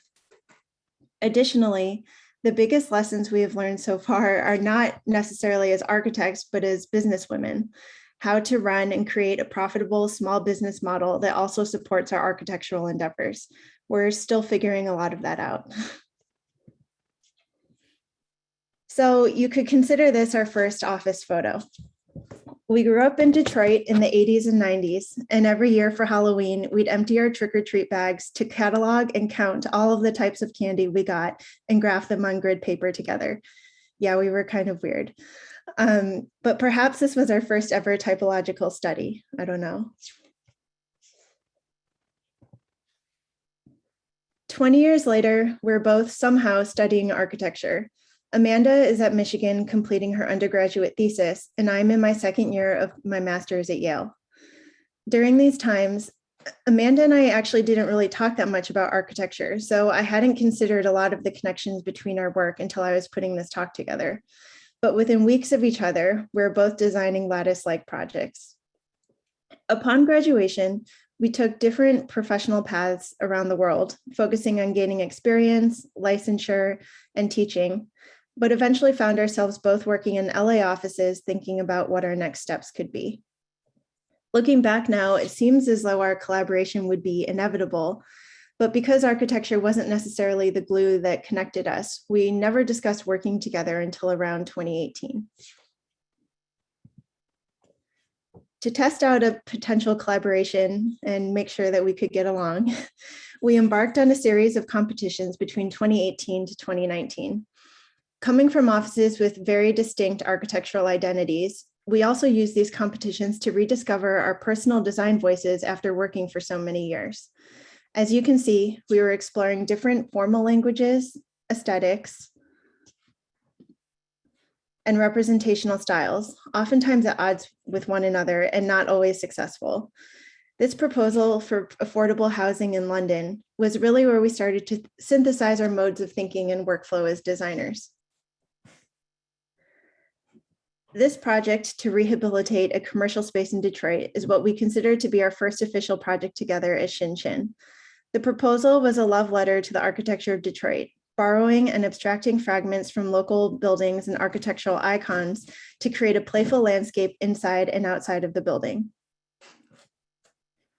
While the project unfortunately was not built, it allowed us to spend some precious time in our hometown, a rapidly evolving city that we hadn't called home in over a decade. These formative years where we forged an uncharted relationship as business partners were critical to the success of the office. Because we had known each other our whole lives, we often found ourselves falling back into more instinctual or ingrained behaviors that were not always productive. During this extended period in Detroit, the city also became our muse. This was an ideas competition proposal where we rethought the typical home in the historic Virginia Park neighborhood.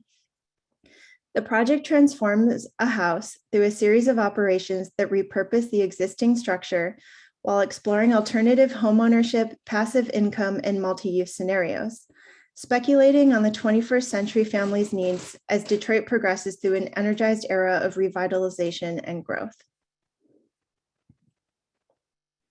In early 2020, we revisited this proposal in the form of an exhibition at the Woodbury University School of Architecture.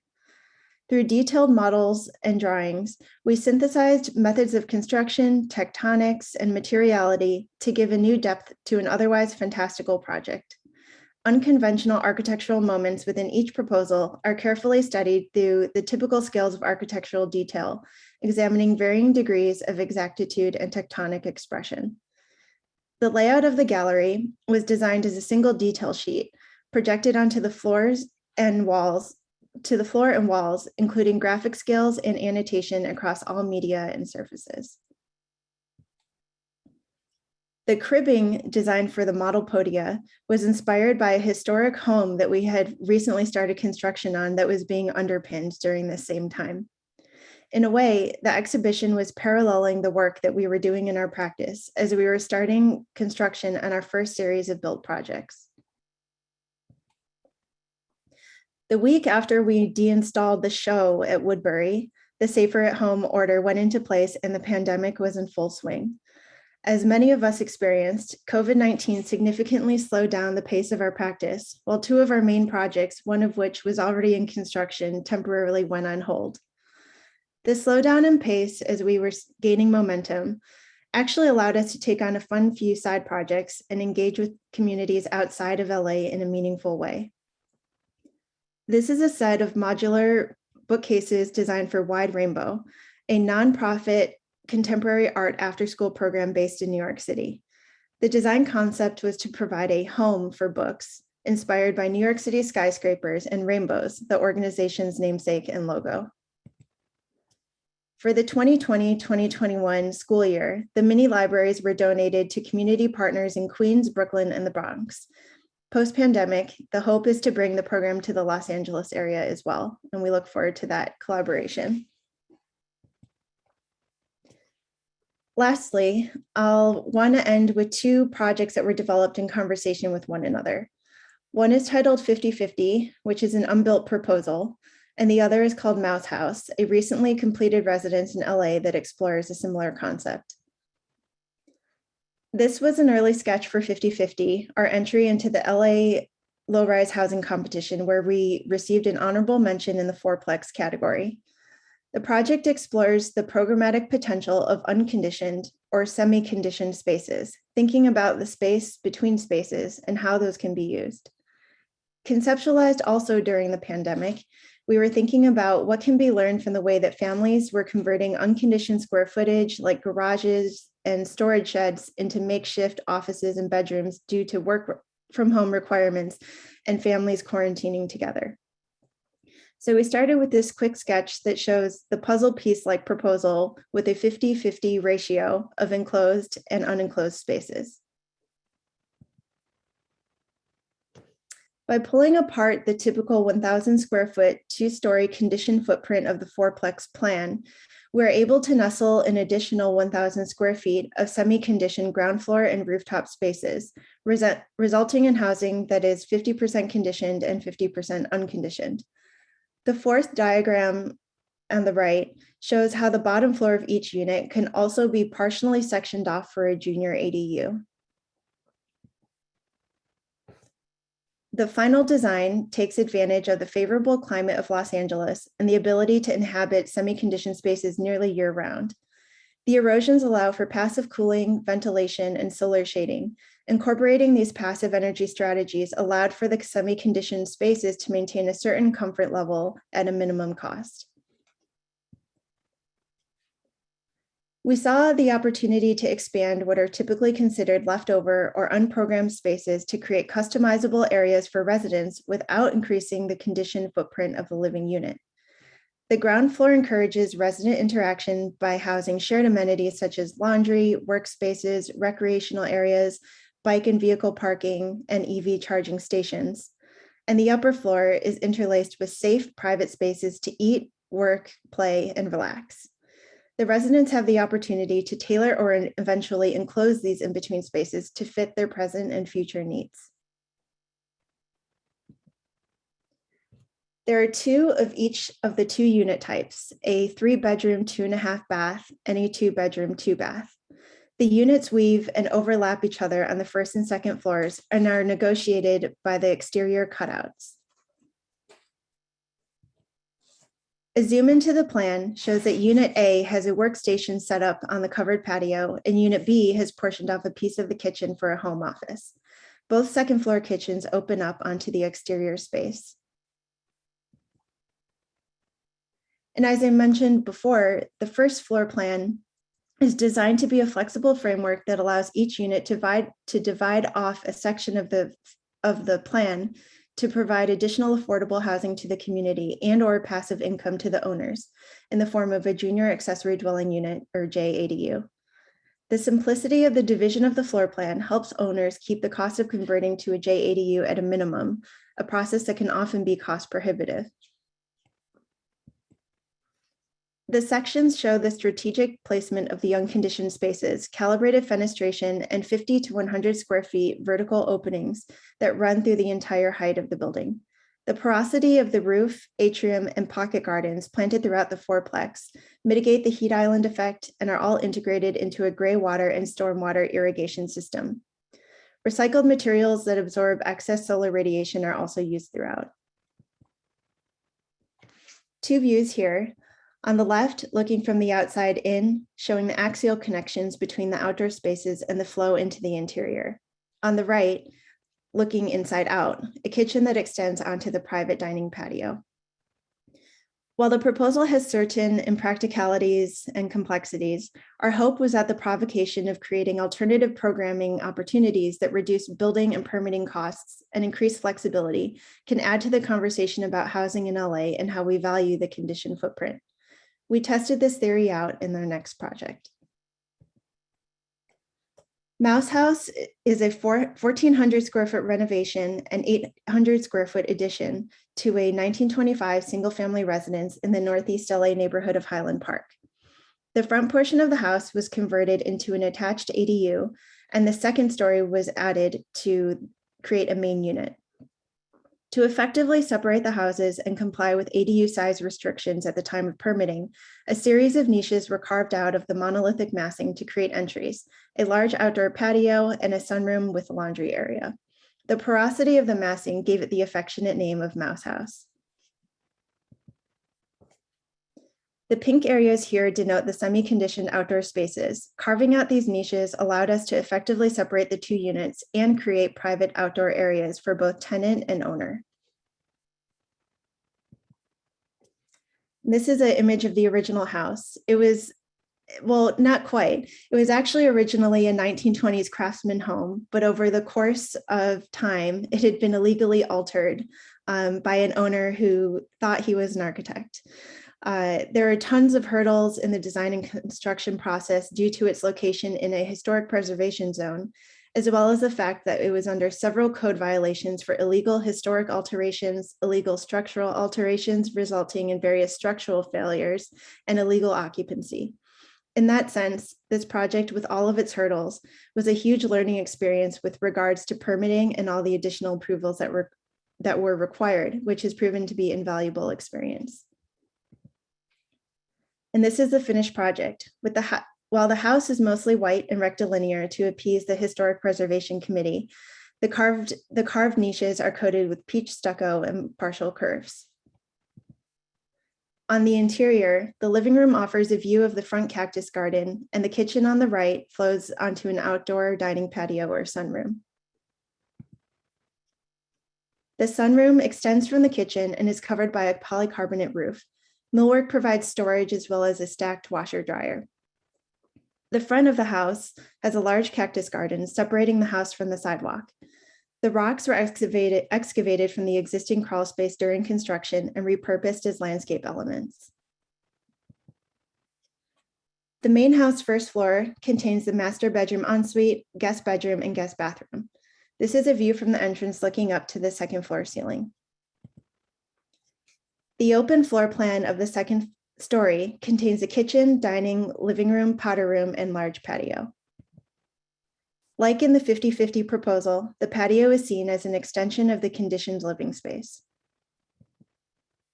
And lastly, the powder room ceiling recalls the sunroom of the ADU, a false polycarbonate roof that suggests an ambiguity between inside and outside.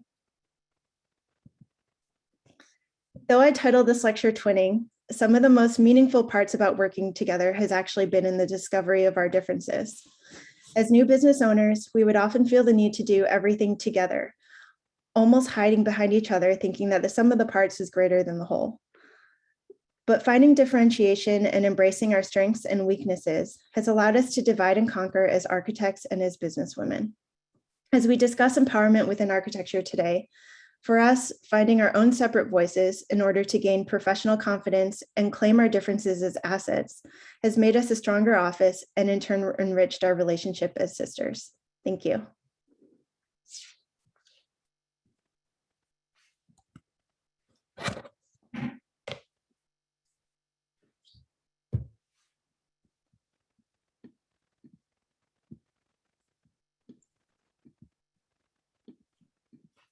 Jen, are you, President sponsors. oh no, I just thought if anyone had. Oh, sorry. It stays out for a second. Thanks, Melissa. We have a few minutes for some questions, and I think I saw a few in the chat box. And I was hoping you'd be available to speak to some of them. I think there was a question about ADU regulations in Detroit. Are you familiar with those? As I know you've worked on ADUs in Los Angeles. Is there ADU regulations in Detroit? Is the official question. That's a great question. We're actually not, we're not super, oh, sorry. We're not super familiar with a lot of the ADU regulations in Detroit. One of our interests in choosing that one historic neighborhood for the project that we did in the exhibition was because it sort of historically had really, really stringent kind of aesthetic and like home ownership sort of models. And in recent years, with the sort of development of that area, people have been talking a lot about sort of multifamily and sort of mixed commercial and mixed use housing. But in terms of the actual sort of like code regulations and that sort of thing, we aren't aware of a sort of incentive program in Detroit to have ADUs. I think part of that too is also a question of density. In a way, LA has a housing problem, Detroit has a housing problem, but they're sort of coming from very opposite ends of the spectrum. ADUs are affording LA a sort of solution to density, while Detroit has the opposite problem of density. And so space, I'd say in Detroit is not as valued as much as it is in LA. But I love the idea of the ADU as a passive income model for new homeowners. All right. We have one question more about your work relationship with your sisters. Can you tell us more about how you split the work between you and your sister? Is it always easy to split tasks, or has it been a learning process? I know I definitely couldn't work with my sisters. It's definitely been a learning process. As I mentioned, like when we started, I think we were almost afraid to divide up tasks, and we would end up kind of just sitting and doing everything together. And actually, I think it was sort of, there was necessity, but also when the pandemic happened, we live on opposite ends of LA, and it actually necessitated us dividing up our tasks more. We couldn't be in the same room talking about stuff and doing the same thing. So we split the tasks now pretty evenly, I would say. Of course, for sort of conceptual things, we're always charretting together. But when it comes to sort of production or, permitting or some of these actual and meetings, especially site meetings, we used to always go to site meetings together. I think we were almost thinking like the two of us having like a voice was going to be more assertive to a contractor than only one of us there. It was kind of a power in numbers thing. And we sort of realize now that that's just not possible. And part of that too has been able to find our voice and like find ways to assert ourselves in the profession. There's one I'd last say it's pretty equal. That's good. There's one last question before we move on, is relating to the work in Highland Park. What was the construction cost on the project, and what percentage of the original house was kept? So, well, part of why the original house was kept, I'm sure everyone here knows, was just to have it qualify for the renovation category of the permitting structure. And so we kept, I'd say, in the end, we kept at least 50%. That's going on record. But some of because of a lot of the structural failures that kind of presented themselves during demo, a lot of the existing framing had to be sistered with new framing. And part of that process was to appease this sort of 50% original house requirement. And the second question was the construction cost. The construction cost for the project, we actually just calculated it for a press thing. It was about the ADU portion, I think, was like just under $300 per square foot, and the main house portion was like $325 per square foot. And this also was sort of, this project started before the pandemic started. So some of those costs are kind of more reflective of like 2 or 3 years ago. But because of the pandemic, it got paused and only finished in the spring of this year. So it's probably not that current to actually like the recent surge in construction prices. Interesting. So there is one last question, but I do want to remind everyone that Melissa will be part of one of our discussion panels. So if you're interested to hear more from her, feel free to accept that panel when we get to that portion of the conference. But thank you, Melissa, so much for sharing your work and being part of Powerful. Thank you. All right, so now we have 2 wonderful videos from our presenting sponsors, and we will watch those, and then we will have a brief break and reconvene right on time at 10:55 to start to kick off our focus discussions. So thank you. 10:55. Come on back.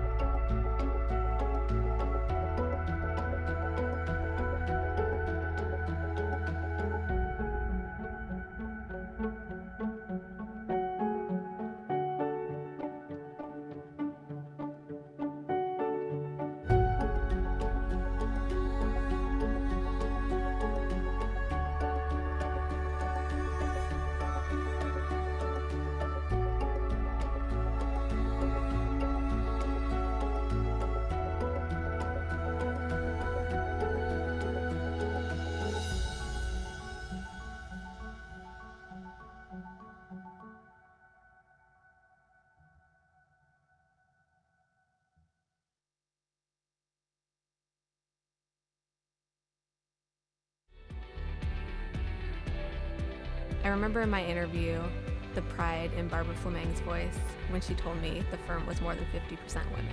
And it's not an intention, but it's just looking at the person and the talent. Other firms see that as some kind of goal that they want to achieve, whereas with us, it's just natural. You know, why wouldn't it be that way?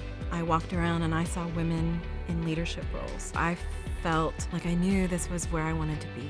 The image of the confident female architect and the strong female partner, I see that every day, and those images are normalized to me. I think we need to support each other and be a mentor to other people, to other women in the profession, and, you know, share your story. It is one of the most fulfilling parts of my job to work with individuals on the job site to get the project done. My daughter, who's almost 4, says my job is to build castles. And then a personal big one for me is their support of motherhood, just ensuring that I have a strong work and home life balance. We all stand on the shoulders of those who have come before us. And it is important for us to recognize the opportunities that we've been given by other women in architecture. It's their legacy for us to be able to bring that forward. Conferences like Powerful show us our community. We see how far we have come and how much farther we can go together. Powerful is an opportunity to stretch for my sisters. Powerful is having confidence not only in my profession, but in myself. Powerful is believing in yourself and your ability to be powerful.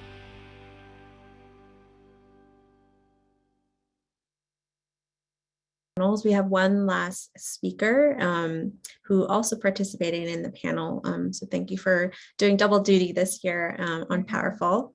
It's Nina Cook-John from AIA NOMA, founding principals of Studio Cook-John Architecture and Design.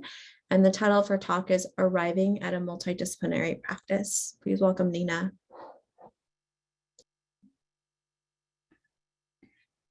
All right, I'm gonna share my screen. Okay. Well, thank you everyone for having me. It's definitely been an amazing experience so far, both in terms of being amongst the great speakers that we've heard so far. Our panel discussion was so engaging. We literally had to be kicked out. So I'm looking forward to sharing this talk with you, which really, in terms of arriving at a multidisciplinary practice, is somewhat autobiographical in terms of my circuitous path to where I am right now, and how I kind of use the subtitle of Real Talk because a lot of the divergences along the way really have to do with the decisions that I had to make as a woman, and the things that came up during my life, which I think had I not been a woman, it wouldn't have been the same. But oftentimes as women, we don't talk about these decisions we have to make in our professional lives. So hopefully, the real talk will be a part of the discussion. Also, I'm happy to join you I'm actually at home today giving this presentation, and I'm in Montclair, New Jersey right now, even though I am New York based. And so Montclair, New Jersey is now on lands that were part of the Lenni Lenape Nation. So I like to start with this slide, which is kind of a collage of different images that you might see on the street in Kingston, Jamaica. I was born and raised in Jamaica. I came to the States for college. But this is really important into many of the divergences and paths of mine along the way, in that both in my ongoing interest as an urbanist, meaning being fascinated by everything urban and the street in particular, but also in my kind of continued fascination with how disadvantaged people oftentimes in a kind of process of making do are extremely resilient in their creative kind of bricolaging of whatever they have to kind of create a space that they can not only survive, but really thrive. And then, let's see, we're not moving forward. Okay. So, once I started architecture school, I talked a little bit about up until my last year of high school, I thought I was going to be a doctor, mostly because at the time that I was growing up in Kingston, you really were either going to be a lawyer or a doctor. There weren't that many options available. And so I'd stopped doing art way too early. But somehow in my last year of architecture of high school, I decided I wanted to be an architect, took art classes and came to the States. And I actually really lucked out because I was in a 5-year program. The first year of that program was completely mind-blowing. These abstract ideas of form, space, and order, nothing of what I might have thought architecture might have been. But I realized that I was really great at working with my hands, making models and drawing and really thinking abstractly by making. And also in architecture school, one of the things that it allows you in terms of expansive thinking, and I was afforded, is being able to kind of travel to learn, right? Learning from things in our environment, but the study abroad program that I did in particular was kind of across Europe, context of modernism. But when we get to the kind of real talk, I was not, even though it was very expensive, we did projects in Valparaiso in Chile, travel across Europe. Really, I didn't see the architecture curriculum addressing the disadvantaged in any way, really looking at the people at the margins and how as architects, we can kind of respond to giving a voice to the voiceless. And so for my architectural thesis, I went into the West Indian neighborhood in the Bronx to really look at how, as immigrants, they kind of find ways to take up space, and how I could produce architectural interventions that reclaim spaces, whether in between buildings, underneath railroad, subway tracks, that would really help to allow it. This project was called the Urban Porch. So understanding the porch as being this kind of inside outside space, but where people build community and where we could create public spaces for cultural expression that was really, really literally on the street. But then after, my undergraduate experience and after my graduate experience as well, going to work in offices that were, one was Vorsinger and Associates, and then later Polshek Partnership, which is now INEAD, both offices that had really strong bases in cultural institutions, and understanding and really learning a lot in those institutions in terms of engaging with clients in not-for-profit organizations, as we were exploring issues of, contextual grounding, as well as historic responses, modern responses to historic buildings. But really, the culture of the office was not always really welcoming, right? So when we get into the real talk, very often in some architectural spaces, it can be really difficult to operate, not only as a young architect, but also, you hear like the yelling and really you see the bullying happening around you. And so, but the real impetus for me to make a change, not only was I interested in teaching, but, I was pregnant for the first time.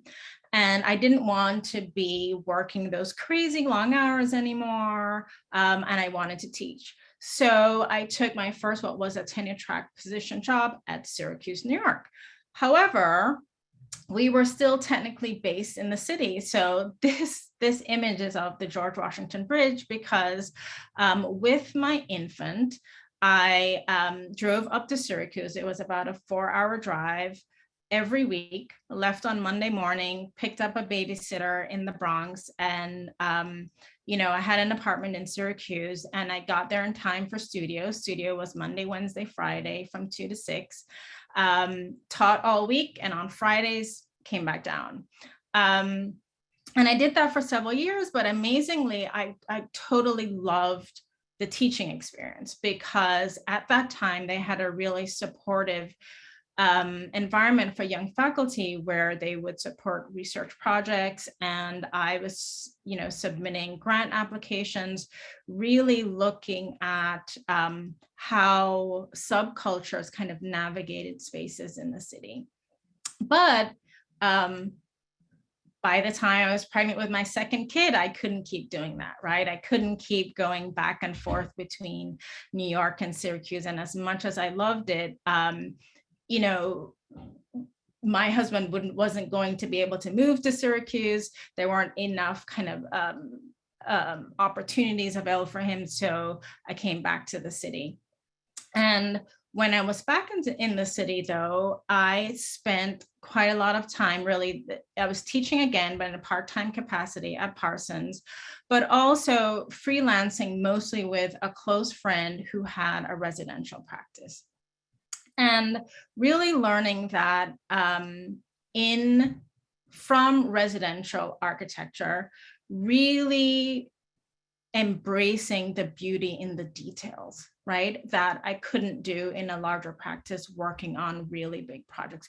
The beauty in the details, the beauty in the materials, the beauty in getting to know different species, the beauty in working directly with fabricators to figure out what were the best modes of constructing and combining materials. But also the being able to kind of engage with clients on a really intimate level, and that being kind of the grounding of my understanding of listening and what listening means as an architect, right? Really through listening and observing, understanding the details of everyday practices of engaging with built spaces and the everyday practices of how people kind of live their lives in private spaces, which seem kind of fundamental, but is oftentimes overlooked. We oftentimes don't spend enough time with kind of listening and observing and responding to that. And so really dedicating myself to kind of the craft of creating in response to the very particular needs of the clients, whether they're residential or commercial. And then, doing that for many, many years, but ultimately realizing those are still private clients. And even though I was, found a lot of joy in that work, realizing that that was not enough for me to only work with private clients. And also my kids were getting older, so I could, start to think about doing things a little bit more, expanding my practice. And, one of the ways that my business partner at the time and I, we met this group at a PTA meeting. They call themselves the Friends of Stryker Park. And on 100 and I want to say this is like 115th Street between Columbus and Amsterdam is just a really wide sidewalk. And they were just really interested in thinking through different ways of making this space a lot more habitable, where because the sidewalk was so wide, how it could become green space, both for the younger members of the community that were moving in, as well as the older members of the community that had been living there for a really long time.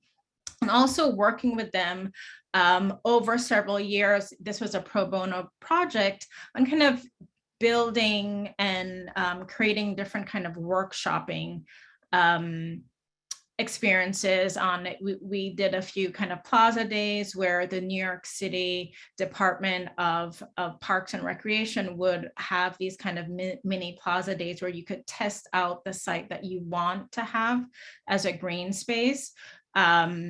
Actually kind of activated for that. And also so designing tools for them that we could also use for community engagement and activation spaces. And, also in trying to kind of expand beyond just working with private clients, starting to do more competitions. And this was a competition that I did, was responding to a call for, the night economy. London was considering having a 24-hour metro, and they had a global call for ideas. It was very, very open on ideas about the night and the night economy. And so I wanted to look at, again, thinking about people at the margins, but this was based in Bed-Stuy, and looking at people who, when have to get out at the subway station late at night and have to walk really, really long distances. And also at the same time doing all these readings where people really romanticize walking at night. And then thinking, as a woman, we can't really walk at night, right? We can't really walk at night completely fearlessly. And how this project, which I titled Power in the Dark, could really encompass ideas of kind of crowdsourcing, where women could, because oftentimes you're less likely to get attacked on the street at night as a woman than by someone in private. And it's really about just giving you the power to feel fearless. And that's where the power comes from.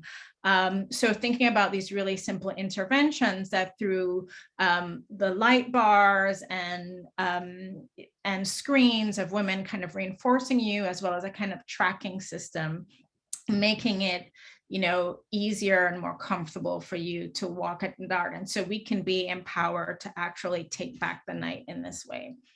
And this was kind of, the first of a couple of competitions that dealt directly with urban engagement that really was made. These were just like late at night, kids are asleep, get these competitions done. But it really was helped, when I kind of moved later on more recently into more public engagement work. But also, friends of mine, just over the course, I think it was last summer, 2 summers ago, it was like this Instagram collage challenge. And, we realized that as practicing architects, oftentimes the things that we loved, making things with our hands, we don't get to do anymore, right? We're working completely in the digital realm, the kind of portal into a different kind of creative space that working with our hands gave us. It was just no longer on the table. So we had, just amongst our friends from undergrad, a kind of Instagram 40-day challenge, collage challenge, which just forced us to, not for a project, not for anything in specific, just do these collages, which I found incredibly empowering. And so when during the pandemic, I got a call that, I was shortlisted to be invited to this installation project in the Flatiron District, I was lucky enough that I had the built work, which was mostly residential, which was under my name, but also the competition work that, because I knew I needed to just have that side of my brain working, I had engaged in, I was able to win the commission to do this particular project in the Flatiron District in Manhattan. And because it was a pandemic project, really looking at how I could explore, the formal issues of how can we be seen in the busy cities of New York where people are walking by.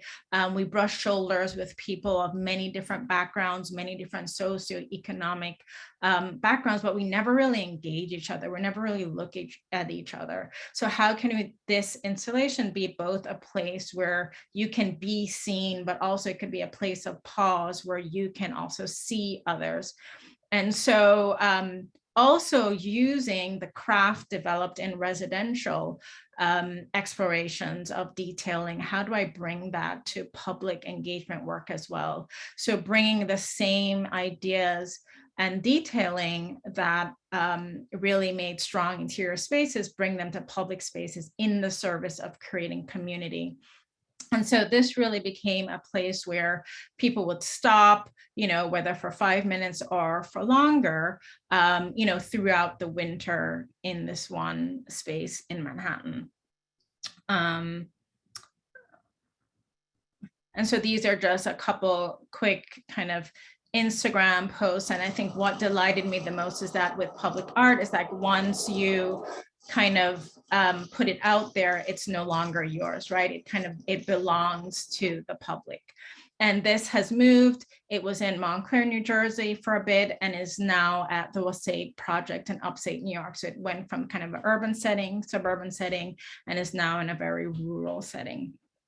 And so another pandemic project, I had been working with the Black Artists and Designers Guild. Again, as my kids got older, I kind of joined all kinds of groups, just again, to kind of get out there and engage and looking into expanding my practice. And so this project was really most of the people in the BAG Guild are interior designers, are makers working in that area, and really thinking about how could we create this space, a completely digital platform where we could allow for the interior designers to showcase their work, but it was really around the ideas of the health and wellness of the Black family.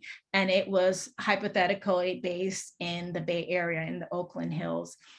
And so creating what was really ultimately this kind of compound that we could endanger the ideas of multi-generational living as well as self-sufficiency towards wellness were the basis for the design. And so I was the lead architect for that project, but also trying to engage more and more public engagement work. This was for the Mission Rock development in San Francisco, where they were renaming a part of the development Maya Angelou way, and being inspired both by that it was reclaimed land where there was water, but also her poem Still I Rise and the universality of that as kind of re-emerging. And using that to kind of come up with a concept of this street room that would both kind of engage passersby, people who would be using this new development, but it could also become a place where you would learn more about Maya Angelou. The poem would be recorded and then played by people in different voices, so you could hear it from speakers above. So again, it's kind of the universality of this poem and how it kind of strikes a chord with many different people.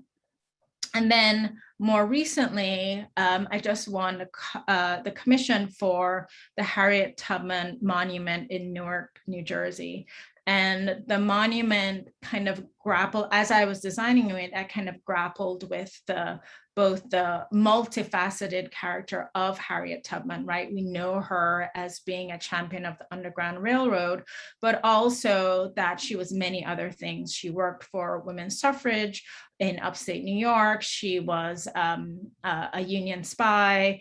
But not only did she do kind of great feats in taking people through the cover of dark to safety, which was extremely dangerous, she also did really kind of day-to-day tasks. Like she worked once she was free, she worked as a maid in Cape May, New Jersey, to just earn money that went back into the Underground Railroad, right? And also thinking about this as a community space where people could connect to someone who was kind of larger than life, but on an intimate level, how they could understand that our heroes have multiple sides to them and then connect to them in a way that where they could see themselves. So not only is her figure kind of abstracted in the center of figure, but there was also kind of a mosaic version of her face that we could touch and feel and be encouraged to interact with.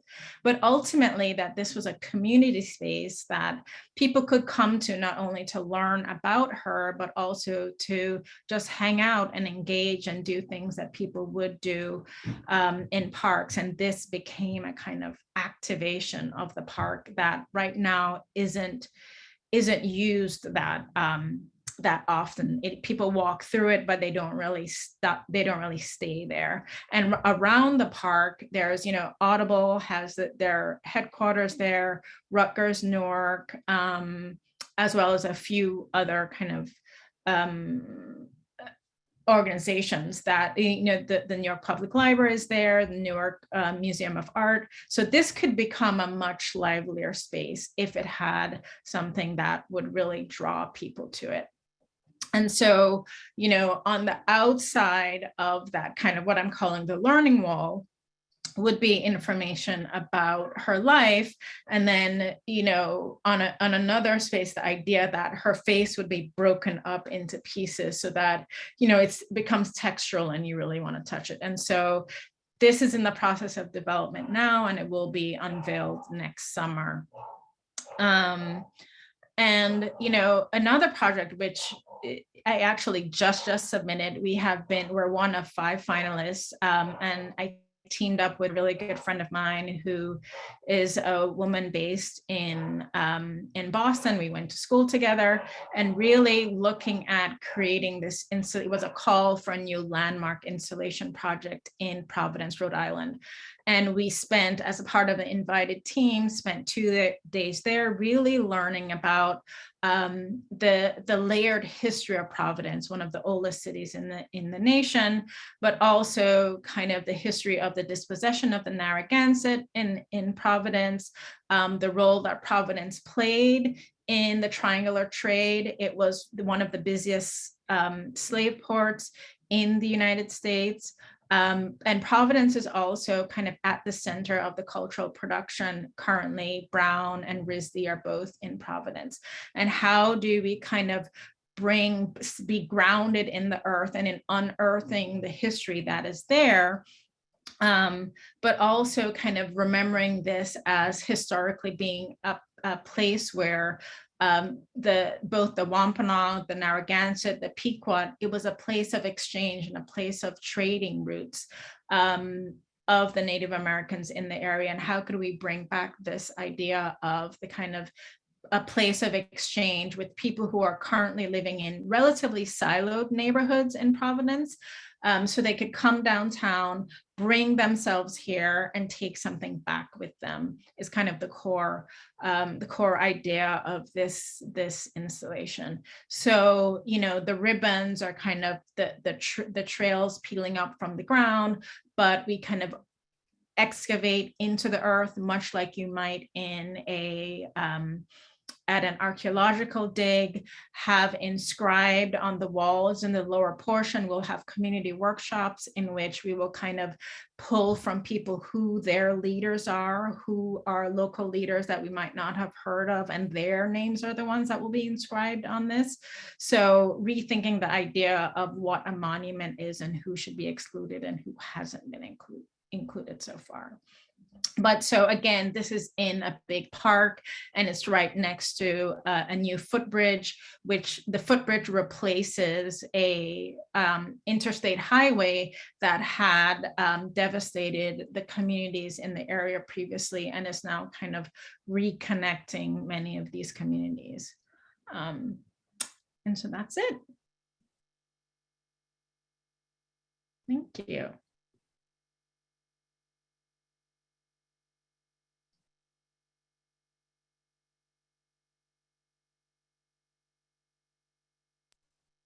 Thanks, Nina.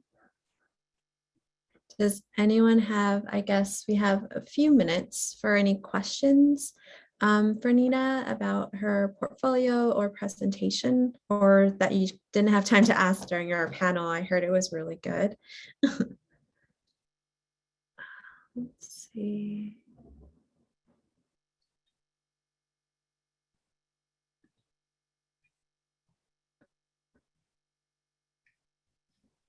Oh, Stephanie had a question. Stephanie, can you ask your question? I see a lot of compliments, Nina, that you should look at it in the chat. So I'm trying to find the question. Yes, so hi, Nina. Thank you for a beautiful presentation. I'm wondering if you can, what I really noticed is the thread and lots of threads and passions throughout the work, and a passion for serving the underserved, and how you've managed to navigate your work into the public realm, because that jump from private work to public space is really a challenge. So if you can talk a little more about that. Yeah, and I really had to use the tools of competitions. And again, as any of you who are working parents know, there was like no time, but it was really, really important to me that I did something to get into that space of public engagement work. And so, whenever I would see a competition that did come by that was really sparked some kind of interest, figuring out how could I respond in some way, whether it's big or small, right? Because as we know, competition entries could be crazy over the top, or they could just allow you to explore a very particular idea with whatever time you had. If you had a week to work on it, that's what you did. And, as agonizing as it might have been during that week of doing it, alongside everything else I might have been working on, it was really, really fulfilling. And so when I did have the opportunity, and as many of you guys know, it's hard to kind of get work if you haven't done work, right? Because they want to see how you're showing that you've worked in the sphere.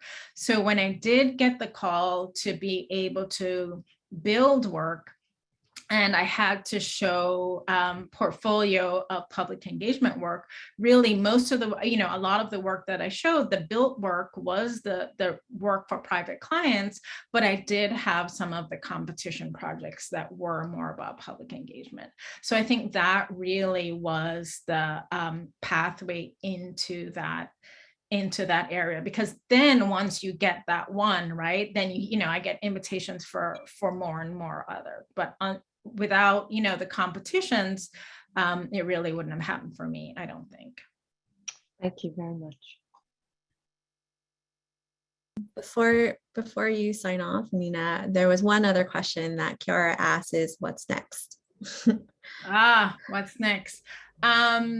Well, so we've been shortlisted for an RFP for a much bigger kind of cultural campus. And I think going back to the cultural institutions work, but on a kind of smaller scale, but now kind of folding versus the work that I was doing when I was first out of school for these other firms, work that taking the strategies of listening and community engagement, and really understanding the kind of cultural production of architecture, not as this top-down, heavy-handed installation, is really what I'm hoping to do next, right? The spaces, understanding those spaces of cultural institutions are kind of being in between, the private client and the complete public work, where the public is invited in and it's a specific kind of engagement. Thank you. Ashley. Let's see.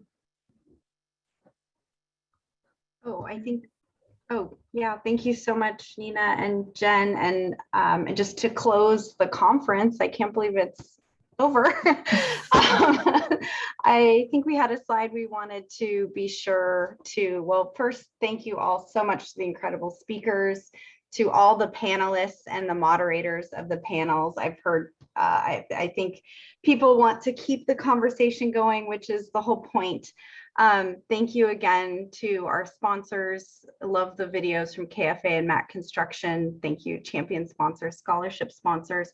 And really, especially thank you to the AIALA.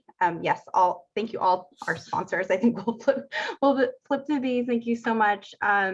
Huge thanks to the AIALA staff who work incredibly tirelessly to make sure this is a wonderful event every year, to the planning committee who makes the sponsorship possible, the breakout discussions possible, and really to planning the day, to the past chairs, Marne and Kiara, for your tireless inspiration, to our vice chair and future chair, Kristen Zimmerman, who is just done so much, and especially to Jennifer Noel Wong, my fearless co-chair. And I just in closing wanted to encourage us all to remember to show our work. This theme of women's work is so meaningful, and I hope you feel inspired and have encouraged to find your own voice and to show your work. So I just wanted to note that. Jen, I don't know if you wanted to say anything further. No, I think that says what we both have in mind. We're very grateful for powerful the conference, the speakers, and we know this year has been very tough with another virtual conference, but to know that so much effort and time and participation has been a result is just very, very great. So thanks everybody for being a part of this. And I hope you got as much out of it as we have planning it. So. Thank you.